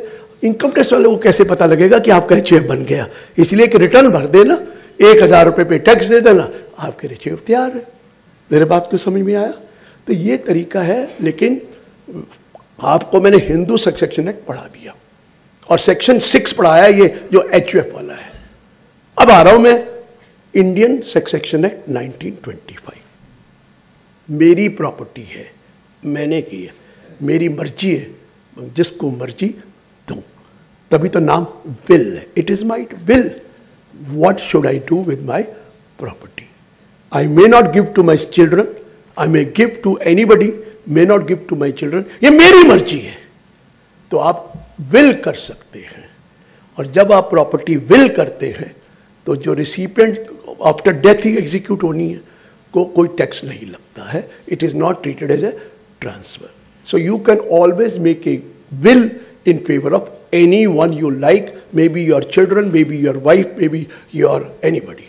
लेकिन हमारा कहा जाता है लेकिन विल करना जरूरी है और उसको रजिस्टर्ड कराना भी जरूरी, अच्छा रहेगा। लेकिन हमारा यहाँ कहा जाता है where there is a will there is a dispute, में कहा जाता है, और where there is a will there is a discontented relative also. बाप के 2 बेटे हैं, एक अहमदाबाद में रह रहा है, बाप उसके साथ रह रहा है, एक लंदन में सेटल हो गया या अमेरिका में सेटल हो गया। बाप बहुत शरीफ था, दोनों का नाम 50-50 कर गया। तो जो दिल्ली अहमदाबाद वाला कहता है सारी उम्र सेवा मैंने की, वो वहां घूम आराम से बैठा है और उसको 50% दे दिया, मुझे भी 50% दिया, क्या फायदा हुआ मुझे सेवा करने का? ये आ गया। या बाप ने कहा यार इसके साथ रहता हूं, 70% इसको दे दूं और 30% उसको दे देता हूं, तो वो पता क्या कहता है? बाप को इन्हें जबरदस्ती करवा लिया, उसको इन्फ्लुएंस कर दिया, अनइन्फ्लुएंस करा, कोअर्शन करके इसके ऊपर 70 लिखवा लिया। यही होता है sir, there is a dispute, हर जगह होता है। और आजकल तो बेटियां भी छोड़ती नहीं है। बेटियां तो छोड़ दें, लेकिन बेटियों के हस्बैंड नहीं छोड़ते। वो तो फिर भी मान जाए, लेकिन उसके हस्बैंड नहीं छोड़ते। किस बात का? तुम्हारा फुल राइट है, इसलिए डिस्प्यूट होता है। अगर विल लिखें तो रीजन लिखें, पहले तो लिखें ये मैं हूं, ये मेरी फैमिली है, ये इतने बच्चे, ये है, मैं होश आवास में ये विल कर रहा हूं और ये मेरे हैं, लेकिन मैं इसको नहीं दे रहा। क्यों नहीं दे रहा? रीजन भी लिख दो ताकि लड़ाई ना हो। नहीं तो विल में हमेशा डिस्प्यूट पैदा हो जाता है कि ये, और विल रजिस्टर्ड करा लेनी चाहिए। रजिस्टर्ड विल में कम स्कोप होता है अनड्यू इन्फ्लुएंस का, कोअर्शन का, क्योंकि आप वहां जाते हैं रजिस्ट्रार के पास, वहां फोटो खींची जाती है, वहां पर आपका सब कुछ लिख के साइन कराया जाता है और विटनेस भी कराया जाता है, तो थोड़ा सा मोर ऑथेंटिकेटेड हो जाता है और विल खोती नहीं है। खोती नहीं मीन्स उस रिकॉर्ड में तो परमानेंट है ना, तो otherwise will not necessary to get it registered, it is not necessary to get the will registered. Second point, will आप कभी भी चेंज कर सकते हैं।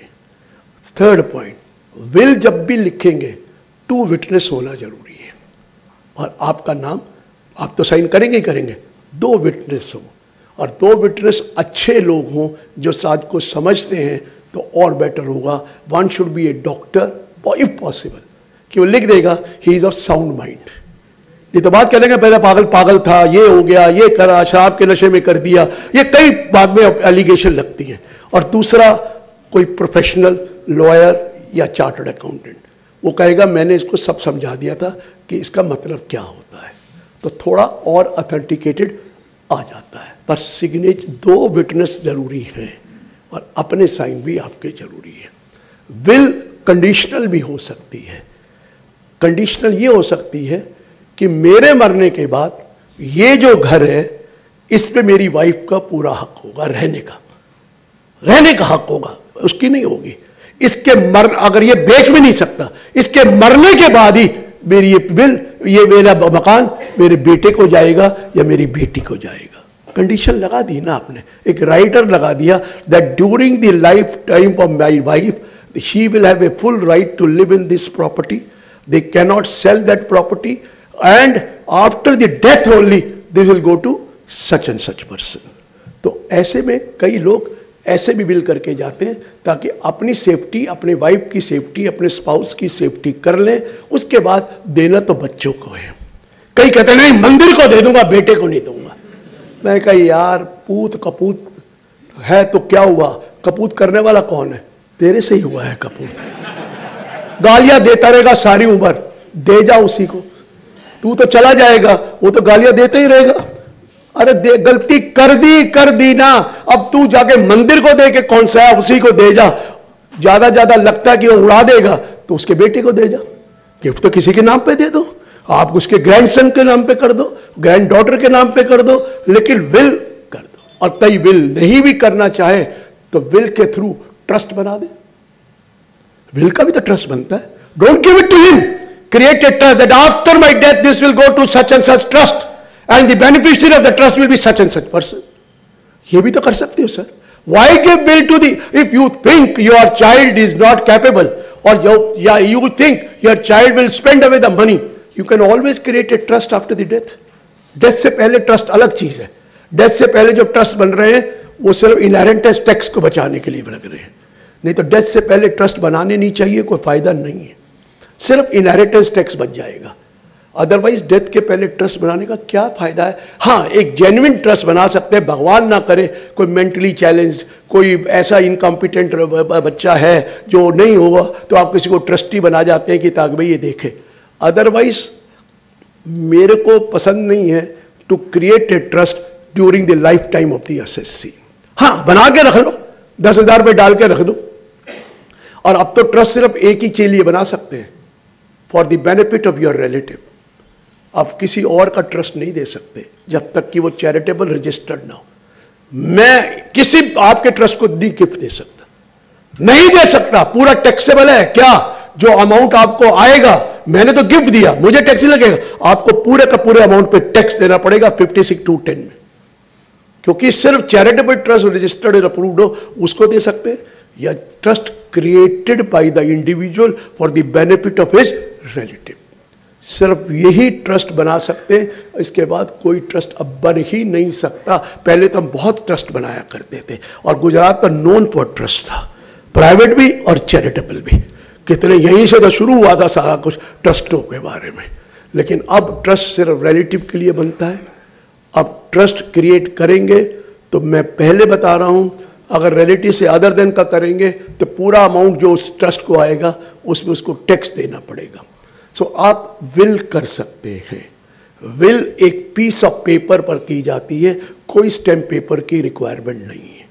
There is no set language of will, you can write any language of a will and make a will and put the person of your relative and then give the reason if you don't want to give any relative, if you want to give little more और less. और gift के case में death के बाद सिर्फ 3 state हैं जहां पर प्रोबेट कराना जरूरी है, बाकी प्रोबेट की जरूरत नहीं है।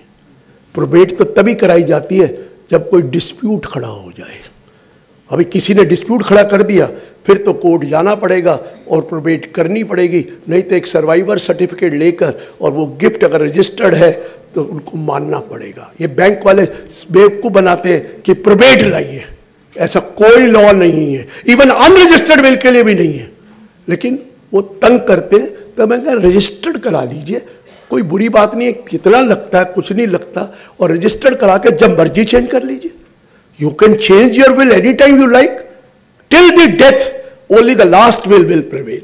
बाकी तो विल बेकार है, मैंने चेंज कर लिया माइंड, मैं जो मर्जी करूं, आखिर की विल की वैल्यू है, पहले विल की कोई वैल्यू नहीं है। और विल कराकर रख लीजिए, बताना मत बच्चों को। अगर बता दिया क्या किया आपने तो फिर मुसीबत शुरू हो जाएगी। अगर तो इक्वल दिया फिर तो बात ही खत्म हो गई, अभी इक्वल दिया तो फिर बात ही खत्म हो गई नहीं है। जो प्रोबेट वाली जगह है वो महाराष्ट्र है, जहां मैक्सिमम 75,000 रुपये, मैक्सिमम का कुछ परसेंटेज, मैक्सिमम 75,000 रुपये देने पड़ते हैं, लेकिन वहां विल मैंडेटरी है, प्रोबेट मैंडेटरी है। वेस्ट बंगाल में प्रोबेट मैंडेटरी है और तमिलनाडु में प्रोबेट मैंडेटरी। हमारे यहाँ मैंडेटरी नहीं है। आपके यहाँ भी एक ने कहा, दिनेश जी ने कि है, लेकिन बाकियों ने कहा यहाँ मैंडेटरी नहीं है। हाँ, डिस्प्यूट होगा तो प्रोबेट कराना पड़ेगा। हमारे यहाँ प्रोबेट कराने जाओ तो 4% ऑफ द करंट वैल्यू पे आपको स्टैंप ड्यूटी देनी है, 4% कोर्ट फी देनी पड़ती है of the current value of the asset. मर जाएगा वो, लाएगा कहां से कराने के लिए? 4% ऑफ द करंट वैल्यू, वो नहीं है कि ओल्ड वैल्यू का, उसको प्रोबेट के लिए पैसा खर्चना पड़ता है। ये डिस्प्यूट होता है, और जब भी डिस्प्यूट होगा, मैं बता दूं, कोर्ट कभी सेटल नहीं करेगा, तंग आकर आप वापस में बाद में सेटल करोगे। कोर्ट कभी नहीं करता, लटकाता रहता है, लटकाता रहता है। फिर आप भी बैठते, यार ले जो मेरी जान खा, और बाकी वकील खाएं। अब थोड़ी बोलना नहीं चाहिए, हमारा तो काम ही धंधा ही है। लेकिन आप देख लेना, 90% कोर्ट उसको प्रोलॉन्ग करता रहता है, ताकि ये अब कंप्रोमाइज कर ले। हमेशा यही कहेगा कंप्रोमाइज कर लो, कोई फायदा नहीं। और वो कंप्रोमाइज ही होता है, तो अननेसेसरी झगड़ा क्यों करते हैं? अगर बाई चांस किसी ने शुरू कर दिया, हाथ जोड़ के कहा जो लेना ले, मेरी जान खत्म कर। लेकिन ये बात को बता दूं कि विल में डिस्प्यूट हो सकते हैं, प्रोबेट के टाइम पे नहीं होते। लेकिन मैंने कहा विल करना, रजिस्टर्ड करना मोर ऑथेंटिकेटेड है, वो आपको उसका फायदा जरूर मिलता है, इसलिए विल को कर ले। हाँ, ये भी हो सकता है कुछ प्रॉपर्टी को गिफ्ट विल कर दी, बाकियों को हिंदू सक्सेशन एक्ट लग गया। आप दोनों कर सकते हैं। कुछ जिसका कर दिया वो स्पेसिफिक हो गई, जिसका नहीं किया हिंदू सक्सेशन एक्ट 1956 लग जाएगा। दोनों भी पॉसिबिलिटी है, लेकिन आसान को चाहिए कि विल कर देनी चाहिए, क्योंकि आपने देखा कोविड के टाइम में क्या हुआ है। फिर उसके बाद तो वही 1956 एक्ट ही लगना था, और तो कुछ लग सकता ही नहीं है। अभी मैंने फीमेल का नहीं बताया। If a female dies intestate, female भी तो हमारा, वो तो मैंने मेल मेंबर बोला। If a female dies intestate, her property, अब उसकी पूरी सेल्फ अक्वायर्ड, अब उसके पास पहले होता था, उसके पास फुल राइट नहीं है। Now female has full right in the property. जो को कहीं से मिली या जो उसने आप कमाई, सब पे उसका हक है, पहले उसका हक नहीं होता था। She can gift, that is a different thing, but if she dies intestate, her property will go to her legal heir, और वो legal heir होंगे her husband and her children, equal ratio, सिर्फ husband and children और कोई नहीं। सास तो दूर दूर तक नहीं आती, माँ बाप ही नहीं आते, सिर्फ husband and children। एक और बात, अगर children नहीं है, सिर्फ husband है, तो उसके ऊपर एक कंडीशन लगा रखी है। अगर हस्बैंड और चिल्ड्रन नहीं है, तो जो भी प्रॉपर्टी उसको अपने माँ बाप से मिली है, they will not go to the husband, they will go back to the parents or the legal heir of the parents. क्योंकि लोग क्या करते थे, लेकर बीवी को मार दे, जला दे, तो इसलिए कह दिया बच्चे हैं तो तीनों को मिलेगी, बच्चे नहीं है हस्बैंड को अकेले को वही मिलेगी जो उसने खुद कमाई थी, वो नहीं मिलेगी जो उनको अपने पेरेंट्स वगैरह से मिली थी। ये भी लॉ है। हाँ, अगर बच्चे नहीं है, हाँ सन है और सन प्री डिजीज हो गया, तो फिर वही वाला law, what would have been his share had he been alive, that will go to his legal heir. Daughter predeceased हो गई, what have been her share if she had been alive, it will go to her children. ये law है। अगर वो कोई नहीं है तो फिर पता किसको जाता है, legal heir of the husband. Second में आता है legal heir of the husband. Legal heir of husband में उसकी माँ आ जाती है, माँ आ जाती है, बता रहा अगर जिंदा है तो माँ आ जाएगी। लीगल वो नहीं है तो फिर पेरेंट्स को जाती है वापस, वो नहीं है तो सिबलिंग्स को जाती है। ये विमेन का सेक्शन 14, 15, 16 है जो हिंदू सेक्शन एक्ट में लिखा है। बाकी विमेन चाहे तो वो भी आपकी प्रॉपर्टी कहीं भी विल कर सकती है। She has a full right to make a will in favour of any other person she likes it. मैंने बार बार बोला विल ट्रांसफर नहीं माना जाता, इसलिए कोई टैक्स रिसिपिएंट को नहीं लगता। गिफ्ट ट्रांसफर माना जाता है, लेकिन गिफ्ट में अगर 56(2)(10 नहीं लगा, रिलेटिव को दिया, तो कोई दिक्कत नहीं है। अगर रिलेटिव को नहीं दिया तो गिफ्ट पूरी की पूरी टैक्सेबल है। ये तो पहले बता। हाँ जी, अगर कोई वाइफ यानी एक लेडी दूसरी शादी करती है एंड देन आफ्टर पहली शादी से उसको कोई बारिश है यानी चाइल्ड है और दूसरी शादी करने के बाद कोई प्रॉपर्टी ली गई है और उनको बच्चे नहीं है और पहले वाला जो बच्चा है वो अपने बाप की प्रॉपर्टी का हकदार है, अदरवाइज वो स्टेप चाइल्ड है। नए वाले में जो वो बेटा किसी का था, पहले तो पा दूं, वाइफ ने जो शादी दूसरी करा ली उससे फर्क नहीं पड़ता। जब तक डेथ हुई थी वो वाइफ थी, उसको शेयर मिलेगा अपने हस्बैंड का। बाद में शादी करा ले उससे फर्क नहीं पड़ेगा। Please please, you have a right when a person dies, wife को शेयर है। जिस दिन डेथ हुई वो वाइफ थी, पहला पॉइंट है, वाइफ थी ना। एक्चुअली पहली शादी फिनिश हो चुकी है, दूसरी शादी नहीं कर पहले शादी क्या हुई है? फिनिश कर दी, डाइवोर्स हो चुका है। डाइवोर्स में सब कुछ लिखवा लिया जाता है, नो राइट, और खत्म हो गई। डाइवोर्स में तो लिखवा लिया जाता है no right in the property of the father और हस्बैंड, और तो फिर खत्म हो गया ना। उनकी बच्ची है, उनकी डॉटर है, जैसे किसी सर डॉटर किसकी है? हस्बैंड की, पुराने हस्बैंड की। और ये नई शादी करा ली, तो नई शादी में मां का तो प्रॉपर्टी मिल सकती है, बाप की नहीं मिल सकती। नया बाप जो है वो स्टेप फादर है, वो स्टेप फादर है। मां की तो डॉटर है यार, खून एक खून तो है ना, तो वो तो डॉटर है, डॉटर को तो मिलेगी, वो नहीं मिलेगी, वो नहीं मिलेगी। हस्बैंड वाली प्रॉपर्टी नहीं मिलेगी जो नया हस्बैंड है। मैं तभी तो कई बार बोलता हूं, जब बीबी को दहेज में लाती है मतलब बच्चा, वो स्टेप चाइल्ड होता है, वो तो स्टेप चाइल्ड है, उसको कौन सा हक है? कोई हक नहीं है। जो दोनों का होगा वो नेचुरल चिल्ड्रन है, जो सिर्फ बीवी का हुआ और हस्बैंड का नहीं था वो स्टेप चाइल्ड है। उसका कोई राइट नहीं है किसी भी तरह प्रॉपर्टी में of the father, step father. Step father तो स्टेप है ना, उसका राइट नहीं है, उसका राइट नहीं मिलता। और कोई सवाल है सर? अब सवाल पूछ लो जो पूछना है, जो पूछना चाहते हो। पहले ये, फिर कुछ भी पूछ लो इनकम टैक्स में, आपकी राइट है जी। मैंने एक प्रश्न, डॉक्टर का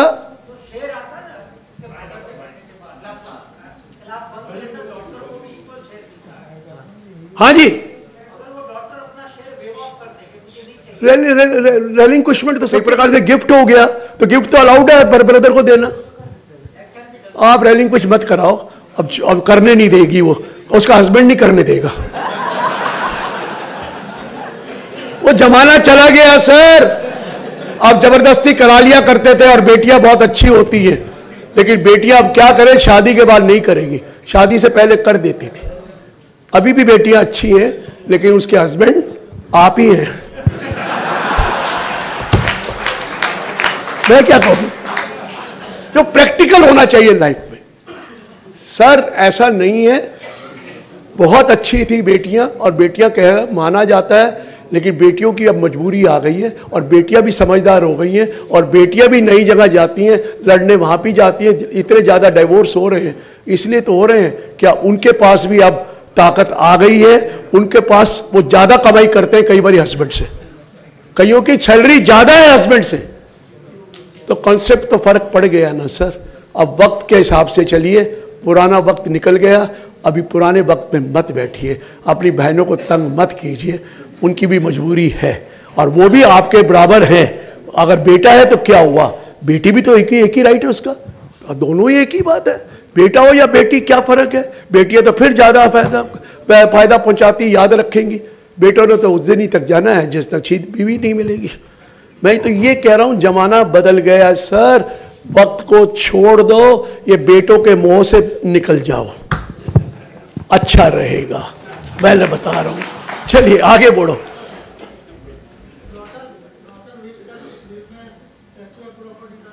क्या डॉटर तो मेंबर है ये एचयूएफ की, डॉटर अपनी बिल बनाती है, एचयूएफ प्रॉपर्टी को अपना शेयर कर सकती है किसी को भी। Yes, she has a full right to give. Husband क्या कर सकता है उसका? है यस, अपने अपने हस्बैंड की प्रॉपर्टी, अगर हस्बैंड है तो हस्बैंड करेगा, वो है तो वो अपना करेगी। हस्बैंड के एचयूएफ में she doesn't have any right, only when there is a partition she gets the share. देखिए औरतों में ये फायदा है, लेडीज में आज एक फायदा है, बाप की प्रॉपर्टी में को पार्टनर एचयूएफ में, और हस्बैंड के अंदर भी वो को पार्टनर नहीं है, लेकिन जब भी पार्टीशन होगा तो कराती तो वही है। मैंने कुछ नहीं कहा सर। चलिए सर, उधर से एक प्रश्न है। हाँ,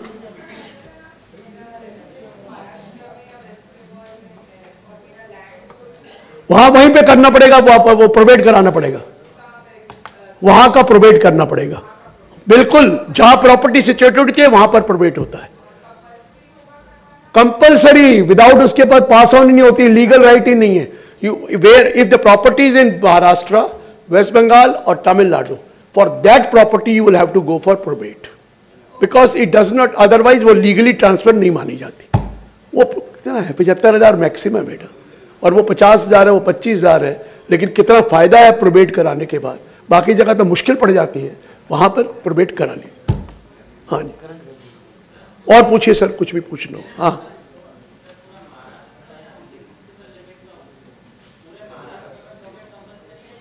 महाराष्ट्र, महाराष्ट्र सर, वो स्टेट ऑफ बॉम्बे, तब स्टेट ऑफ बॉम्बे माना जाता था, अब स्टेट नहीं रहा वो। आप बात को समझो, वो लॉ उस वक्त स्टेट ऑफ बॉम्बे था कि बॉम्बे ही माना जाता था, अब स्टेट ऑफ महाराष्ट्र है तो पूरा ही माना जाएगा। वो पुराना नाम कभी चला आ रहा है ना, लेकिन स्टेट का नाम बदल के महाराष्ट्र बन गया। हाँ जी, और कोई सवाल है सर?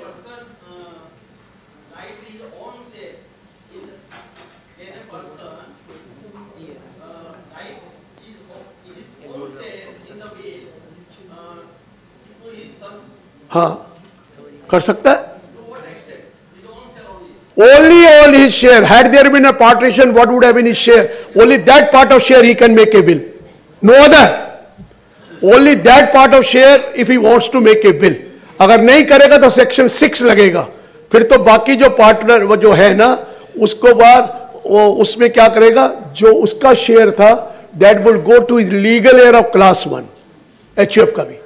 अब बाई सक्सेशन नहीं है, आप पहले करते थे बाई इनहेरिटेंस में कर देते थे, बाकी जितने बचे उनका है। नो, अगर मेरी डेथ होती है, मेरे 2 बच्चे हैं और मेरी डेथ हो जाती है, तो मेरा जो शेयर है एचयूएफ का, वो बच्चों को नहीं जाएगा, वो लीगल एयर को जाएगा, और लीगल एयर में मेरी वाइफ को भी जाएगा, लीगल एयर में मेरी मदर को भी जाएगा, उतना शेयर एचयूएफ का। बाकी अगर नहीं है तो बच्चों को जाना ही था, वहां चला जाएगा। वो लॉ बन गया है, section 6 of the Hindu succession act. और कोई सवाल पूछना है सर? सर टाइम है जी, जितनी मर्जी कर लो। यस, रजिस्टर के बाद जरूरी नहीं रजिस्टर कराना, अथेंटिकेटेड के लिए रजिस्टर्ड है। आपने रजिस्टर्ड कराई, अगली बार अनरजिस्टर्ड कर दी, वो चलेगी। Last will prevail whether registered और अनरजिस्टर्ड। सर डिस्प्यूट हो तो अलग बात है कि ये बाद में क्रिएट कर ली गई, वो तो आप बिल बना भी लेते हैं बाद में, वो आप समझे ना, लोग तो बिल बाद में भी बना लेते हैं और साइन मार देते हैं, वो बात अलग है। जेन्युइन इज, अगर अनरजिस्टर्ड है सेकंड वाली जो लास्ट है, अन और registered doesn't make any difference, doesn't make any difference. और विल बना लेनी चाहिए, मैं अभी भी कह रहा हूं, चाहे आप ये लिख दें that after this my death it will go to my wife, और वाइफ लिख दे after my death it will go to my husband, and after if they predecease it will go to my children. हम तो ऐसे लिखते हैं, after my death this will all property will go to my wife, but if she is predeceases भी it will go to my children in this ratio. वैसे तो हमारे यहाँ कल्चर है, भगवान न करे किसी की डेथ होती है तो सारा माँ को दे देते हैं, ये सिर्फ कल्चर है, लॉ नहीं है। अगर देखो भगवान ना करे किसी की डेथ होती है ना, तो बच्चे भी उस वक्त कहते हैं माँ को दे दो सब कुछ, लेकिन माँ का पूरा हक नहीं है, वो रेलिंक्विश किया है आपने। अदरवाइज हक तो उनका है जो बच्चे भी हैं और माँ भी है, इसलिए मैं कह रहा हूं relinquishment is a different thing, otherwise you have to follow the law. Law ये कहता है, और विल में आप जो चाहें लिख सकते हैं, मना कर नहीं सकते, आपकी विल है, लेकिन साउंड माइंड, अनड्यू इन्फ्लुएंस नहीं है। आपको लिखना पड़ेगा मैं अपने होश हवास में ये लिख रहा हूं और मैंने ये चीजें लिखी, और फिर जाकर रजिस्टर्ड करा लो तो ज्यादा होश हवास माना जाता है।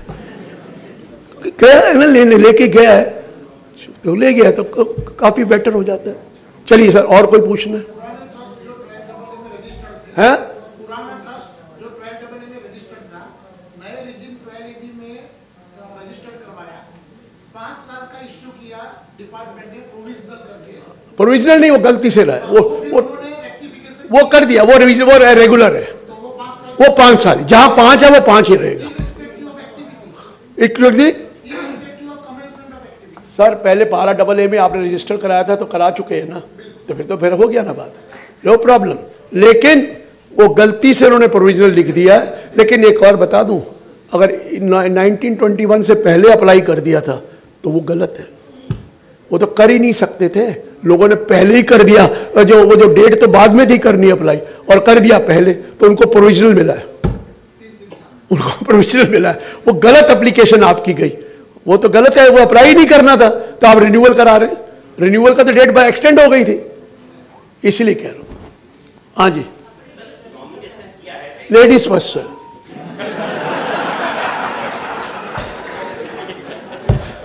चलिए, हाँ जी,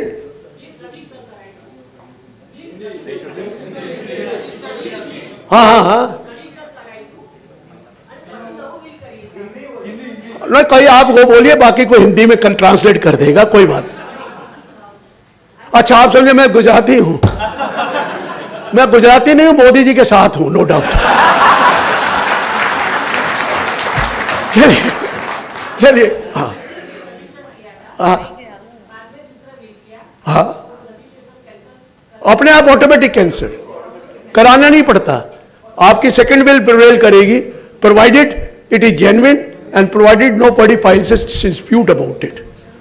कोई जरूरत नहीं है जाके दोबारा कराना, no, but it is better to go and get it done, better to do and get it done. It is always better to do such thing so that your legal heir may not curse you कि ये मरवा दिया हमें, तो better है कर ले तो जरा अच्छा रहेगा, बाकी और कोई बात नहीं। लॉ में कुछ नहीं है, लॉ में तो रजिस्ट्रेशन ही कंपलसरी नहीं है। What happened in that case के पहले वाला सब रजिस्टर में रजिस्टर था, कोई बात नहीं, और दूसरा वाला नोटराइज है, कुछ भी नहीं है, नोटराइज का मतलब ही नहीं है, नोटराइज कराने की जरूरत ही नहीं है। फिर भी other second will prevail, last will prevail, last will prevail, earlier will get cancelled, क्योंकि हम उसमें लिखते भी हैं whatever will which are earlier written and cancelled, तो फिर मतलब ही नहीं है उसका, चाहे आप रजिस्ट्री करा चुके हो तो भी हमने लिख दिया है this is my last will, earlier will stands cancelled, खत्म।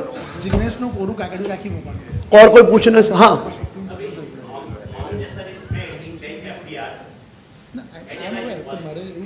बैठिए सर, आ गया समझ में। एक बड़ा मिसकंसेप्शन है इस कंट्री में कि nominee is the owner of the property, बिल्कुल गलत है। Nominee is only trustee.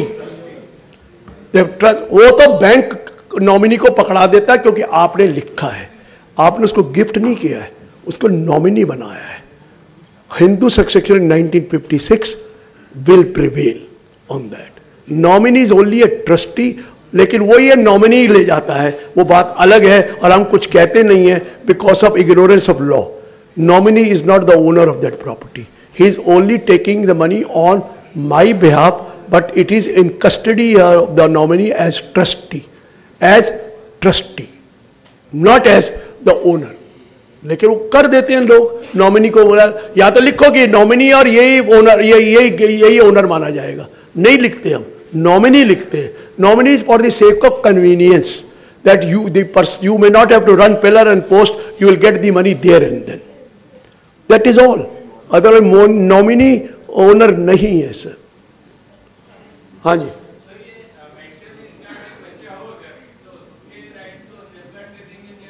तो आवाज ही नहीं समझ गया, या तो मैं मेंटली रिटार्डेड, हाँ तो उसके लिए तो ट्रस्ट बनाइए ना। नहीं देखिए मैं बताऊं, रास्ता की बात नहीं है, वो मेंटली रिटार्डेड है या मेंटली चैलेंज्ड है या स्पेशल चाइल्ड है, तो उस केस में वो मैनेज कैसे करेगा? प्रॉपर्टी तो उसको ही जाएगी, तो फिर कोर्ट ऑफ वार्ड उसको बना देता है, कोर्ट के पास जाकर उसका गार्डियन बनवा लेते हैं, अदरवाइज कोई तरीका नहीं है। कोर्ट बनाएगा क्योंकि he is not capable of handling things, तो फिर कोर्ट में जाकर गार्डियन बन जाते हैं, वो कोर्ट ऑफ वार्ड्स बोलते हैं, उनको वो मिल जाए। अदरवाइज हमेशा उनका नाम किसी को ट्रस्टी बना देना चाहिए, ट्रस्ट क्रिएट कर लेना चाहिए, it is for their benefit. Otherwise somebody will have to run to the court to get some guardian appointed.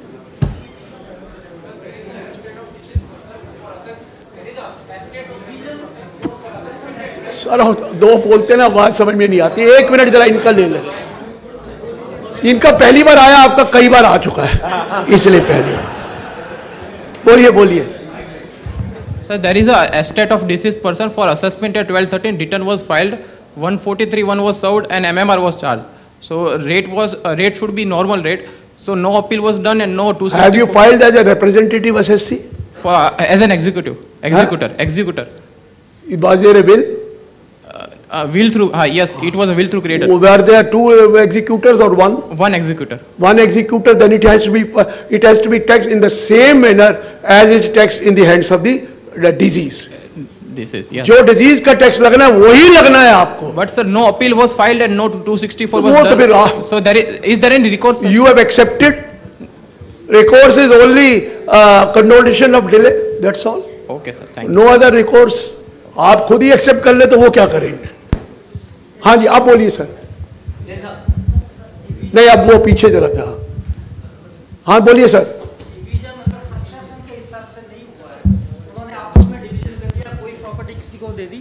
कोई प्रॉपर्टी रेलिंक्विशमेंट हो गया ना सर? हाँ जी, रेलिंक्विशमेंट। नहीं तो इनकम टैक्स में क्या इफेक्ट रहेगा उसका? कुछ नहीं, इनकम टैक्स को क्या करना है? रिलेटिव को नहीं देकर के किसी और को दे दिया। किसने? सर कब करोगे, मुझे भी दे दो। नहीं, सक्सेशन एक्ट में क्लास 1 के वो गिफ्ट है। क्लास 1 में अगर नहीं दिया और दूसरे को दे दिया किसी को, it has to go up as per class 1, class 2। आप ऐसे नहीं कर सकते। नहीं तो इनकम टैक्स में क्या है? इनकम टैक्स में गिफ्ट मानेंगे, गिफ्ट मानेंगे, गिफ्ट मानेंगे। यस, जिसके हाथ में गया उसका टैक्स। और वो रिलेटिव नहीं होगा तो टैक्स भी लगा देंगे रिसिपिएंट को।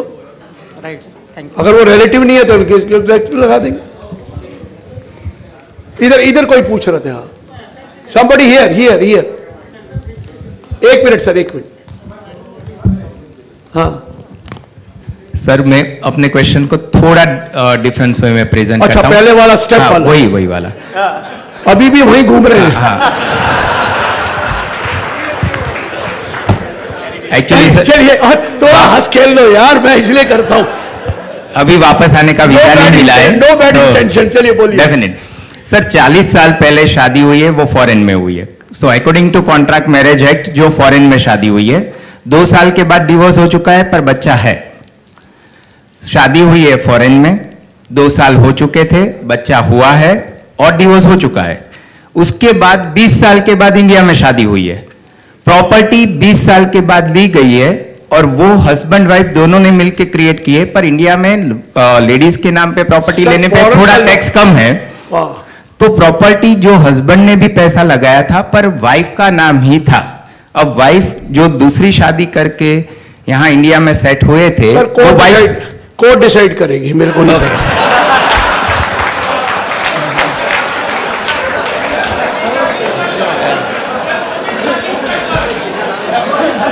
मैं जज नहीं हूं। Thank you. आइए इधर। Sir, I have 2 questions. Yes, please. Please. Number 1 is with regard to the restriction on allowability of the application if it is not paid in cash, which is just brought in this year. So, sir, is it we can challenge this? Law तो challenge करना है, वो तो कई कहते हैं जी unconstitutional है, ये है। आज तक कोई केस जीते हो?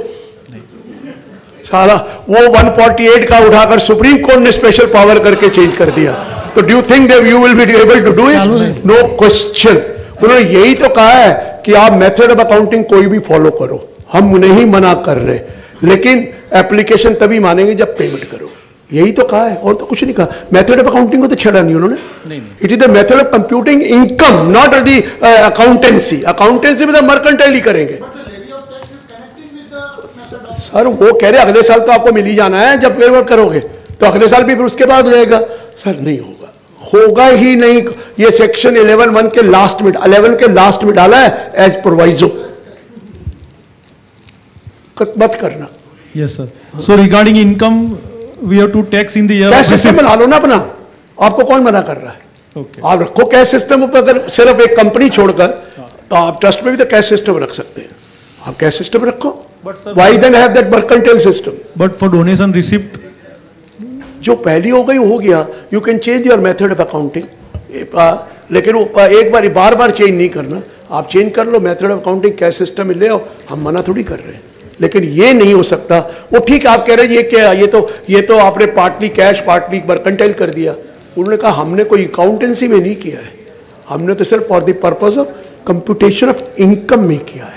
It's not a method of accounting change, you remain as a method of accounting, but at the time of making application, जो पिछला होगा इस बार ले लेना, अगले वाला अगले साल ले लेना। लोग खर्च नहीं करते थे, प्रोविजन दिखा देते थे, समझो, और फिर वो भूल जाते थे, प्रोविजन पड़ा रहता था। पर्पज उन्होंने यही कहा, कई प्रोविजन कर लेते थे फॉर लाइबिलिटी और पेमेंट नहीं करते थे। अब हम कह रहे हैं एप्लीकेशन तब मानेंगे जब पेमेंट करें।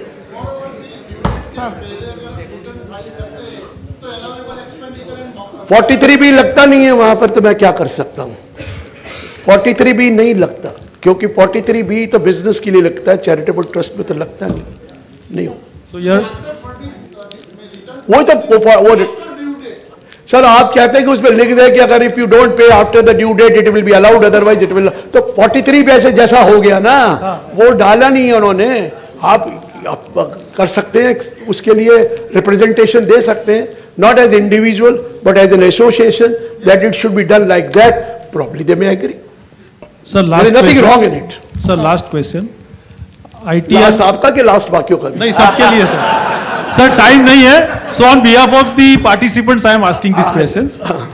ITR 7 में रजिस्ट्रेशन कैंसिल हो गया है, तो AOP करके ITR 5 भर के पूरा डिडक्शन ले सकते हैं, क्योंकि ITR 7 में ग्रॉस इनकम टैक्स हो जाती है। सेक्शन 13 सबसेक्शन 10 आ गया है, उसमें लिखा है कि अगर डिफॉल्ट किया है तो रेवेन्यू एक्सपेंडिचर मिल जाएंगे, कैपिटल नहीं मिलेगा, कैपिटल नहीं मिलेगा, प्रोवाइडेड सब 4 कंडीशंस आर सेटिस्फाइड। कंडीशन ये है कि आपने कॉर्पस डोनेशन नहीं दिया हो, कंडीशन ये है कोई और किसी को डोनेशन नहीं दिया हो, तो हम रेवेन्यू एक्सपेंडिचर आपको अलाउ कर देंगे, तो वह रेवेन्यू मिल जाएगी। बट CPC असेसमेंट में पूरा 100% सर वो पिछले साल का था, लॉ बना है, CPC को भी वो तो जो कंप्यूटर में सॉफ्टवेयर डाला है वो ही डाला है। सॉफ्टवेयर कई बार ठीक नहीं होता तो आपको फिर कराना पड़ता है, वो चेंज होती है। सो इट मींस जैसे भी करे डिडक्शन सेक्शन मिलेगा। 13(10) पढ़ लीजिए। Okay, 13(10). Thank you. Provided you are under 11, 12, 13, not 10(23)(c). Sir वो तो कह रहे थे लास्ट है।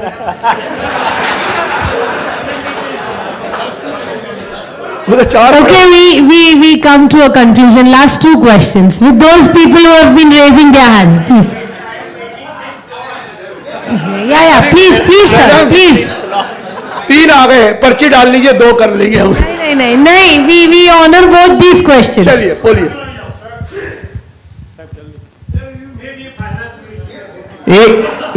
एक बार व्हील बना दिया है जिसमें सारा सब लिखा गया है, उसके बाद अगर उसमें कोई चेंजेस करना है थोड़ा बेनिफिशियरीज की फेवर में, तो नया व्हील बनाना चाहिए। ट्रस्ट में नहीं, व्हील में हाँ व्हील बनाया है, नोटराइज किया हुआ है सर, ये उसमें मॉडिफिकेशन करना है। सर ये नोटरी क्या है? हमने तो कोई नोटरी मांगा नहीं। ठीक है, व्हील में बनाया, व्हील बनाया है, उसमें थोड़ा मॉडिफिकेशन करना है। एडिशनल लगा दो, एक और एडिशनल लगाना पड़ेगा, नया व्हील बनाना पड़ेगा। नहीं, नया बनाओ या एडिशनल लगा दो, अलग है, अलाउड है वो, उसको बोलते हैं कि उसका टेक्निकल वर्ड है कोडिसिल, ऐसा कुछ कोडिसिल लगा दो, ठीक है, अलाउड है। Thank you. आवाज नहीं आ रही sir. Kindly keep silence so we can listen to the query. Please maintain silence. हाँ जी बोलिए। I am referring to the question which was raised by somebody regarding estate for assessment year 12-13. Hello? Regarding 12-13. In that case, 143(1) order was not received. Neither we have filed any appeal. So we don't have any recourse. But on going through the एक चीज बताओ, 143(1) order किसने कह दिया? ये तो intimation है. That intimation, yeah, but that has not been received. Who said that intimation is not received? It must have been received online. You have not noticed that. आपको क्या? We have not noticed. Yeah. ये तो that is your fault. Intimation ना receive करना का कोई मतलब ही नहीं है. They have to do it. Or they have to issue you a notice under 143(2) नहीं किया तो आपका accept हो गया. We have neither filed any 154 nor it has gone to the appeal. 154 4 years में फाइल कर सकते थे, कहाँ कर सकेंगे अब? 4 years हो गए खत्म. I am just asking, that time has already. Yes, you could file the 154 within a period of 4 years from the end of the year when the order was passed. तो 4 साल तो निकल चुके हैं आपके, तो हो नहीं सकता. Is there any recourse? बोला ना, रिकोर्स यही है. 119(2) में चले जाइए, कंडोनेशन ऑफ डिले करा लीजिए. 119 subsection 2. Subsection 2, yeah, that is possible, no? That is possible. तो कंडोनेशन तो मैंने बोला ही था आपको. जतिन भाई बोल दो अभी लास्ट में. चलिए sir, thank you very much sir. Jatin भाई का question. Sir, the thunderous round of applause and the standing ovation clearly conveys that your session was an extremely witty one, engaging and thought-provoking. Thank you so much for being here with all of us. Sir, we completely forgot that we sat for the session after the scrumptious lunch. Okay, at this juncture, we would now request Dr. Girish Ahuja sir to facilitate the 4 pillars of the conference for their untiring efforts to make the Conclave 2023 an event that would leave its mark behind for long. I would request one and all to kindly be seated. We are not through with the session. Yeah, I would request Dr. Advocate Dhruven Shah sir to kindly come up on the dais to be felicitated by the hands of Girish Ahuja sir.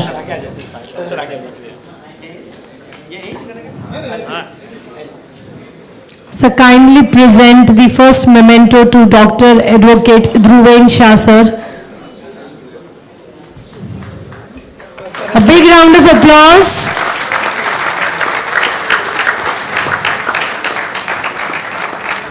I now request C.A. Vishwesh Shah sir to kindly come up on the dais.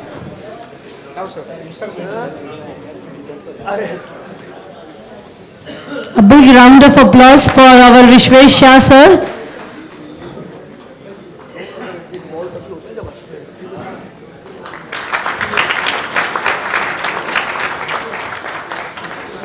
Let us now put our hands together for Advocate Ashutosh Thakkar sir and for his contribution.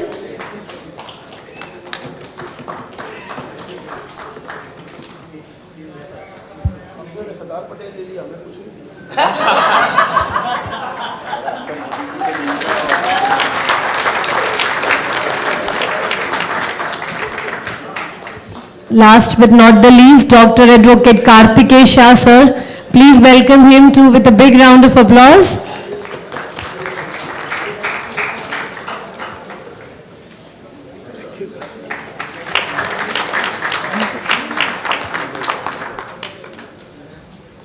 I would now request C.A. Ravi Shah sir, Senior Vice President, AGFTC, to kindly collect his memento.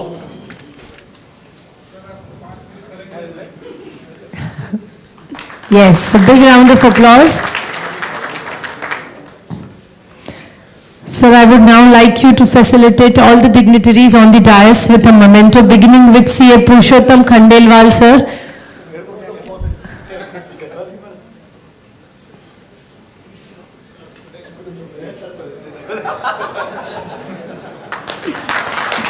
Advocate Mrudam Vakil sir.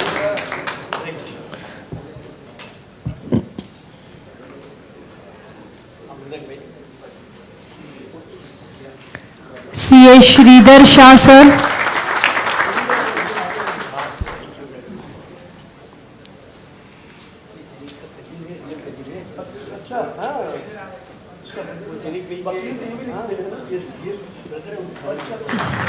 Advocate Ramesh Trivedi.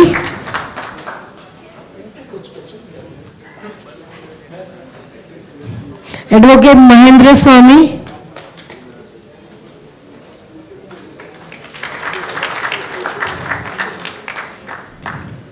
C.A. Ritesh Gandhi.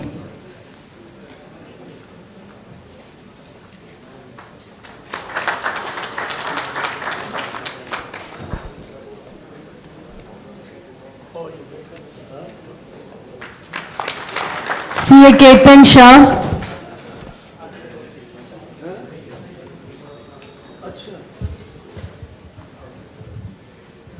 And Advocate Vasant Patel.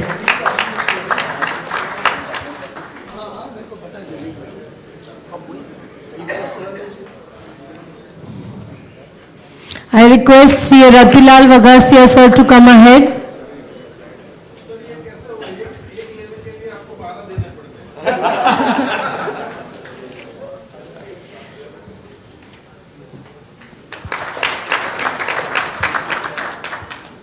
Thank you one and all on the dais. And here we come to an end of the most engaging 7th technical session of the Tax Conclave 2023, and I request everyone on the dais to come forward for a group photograph.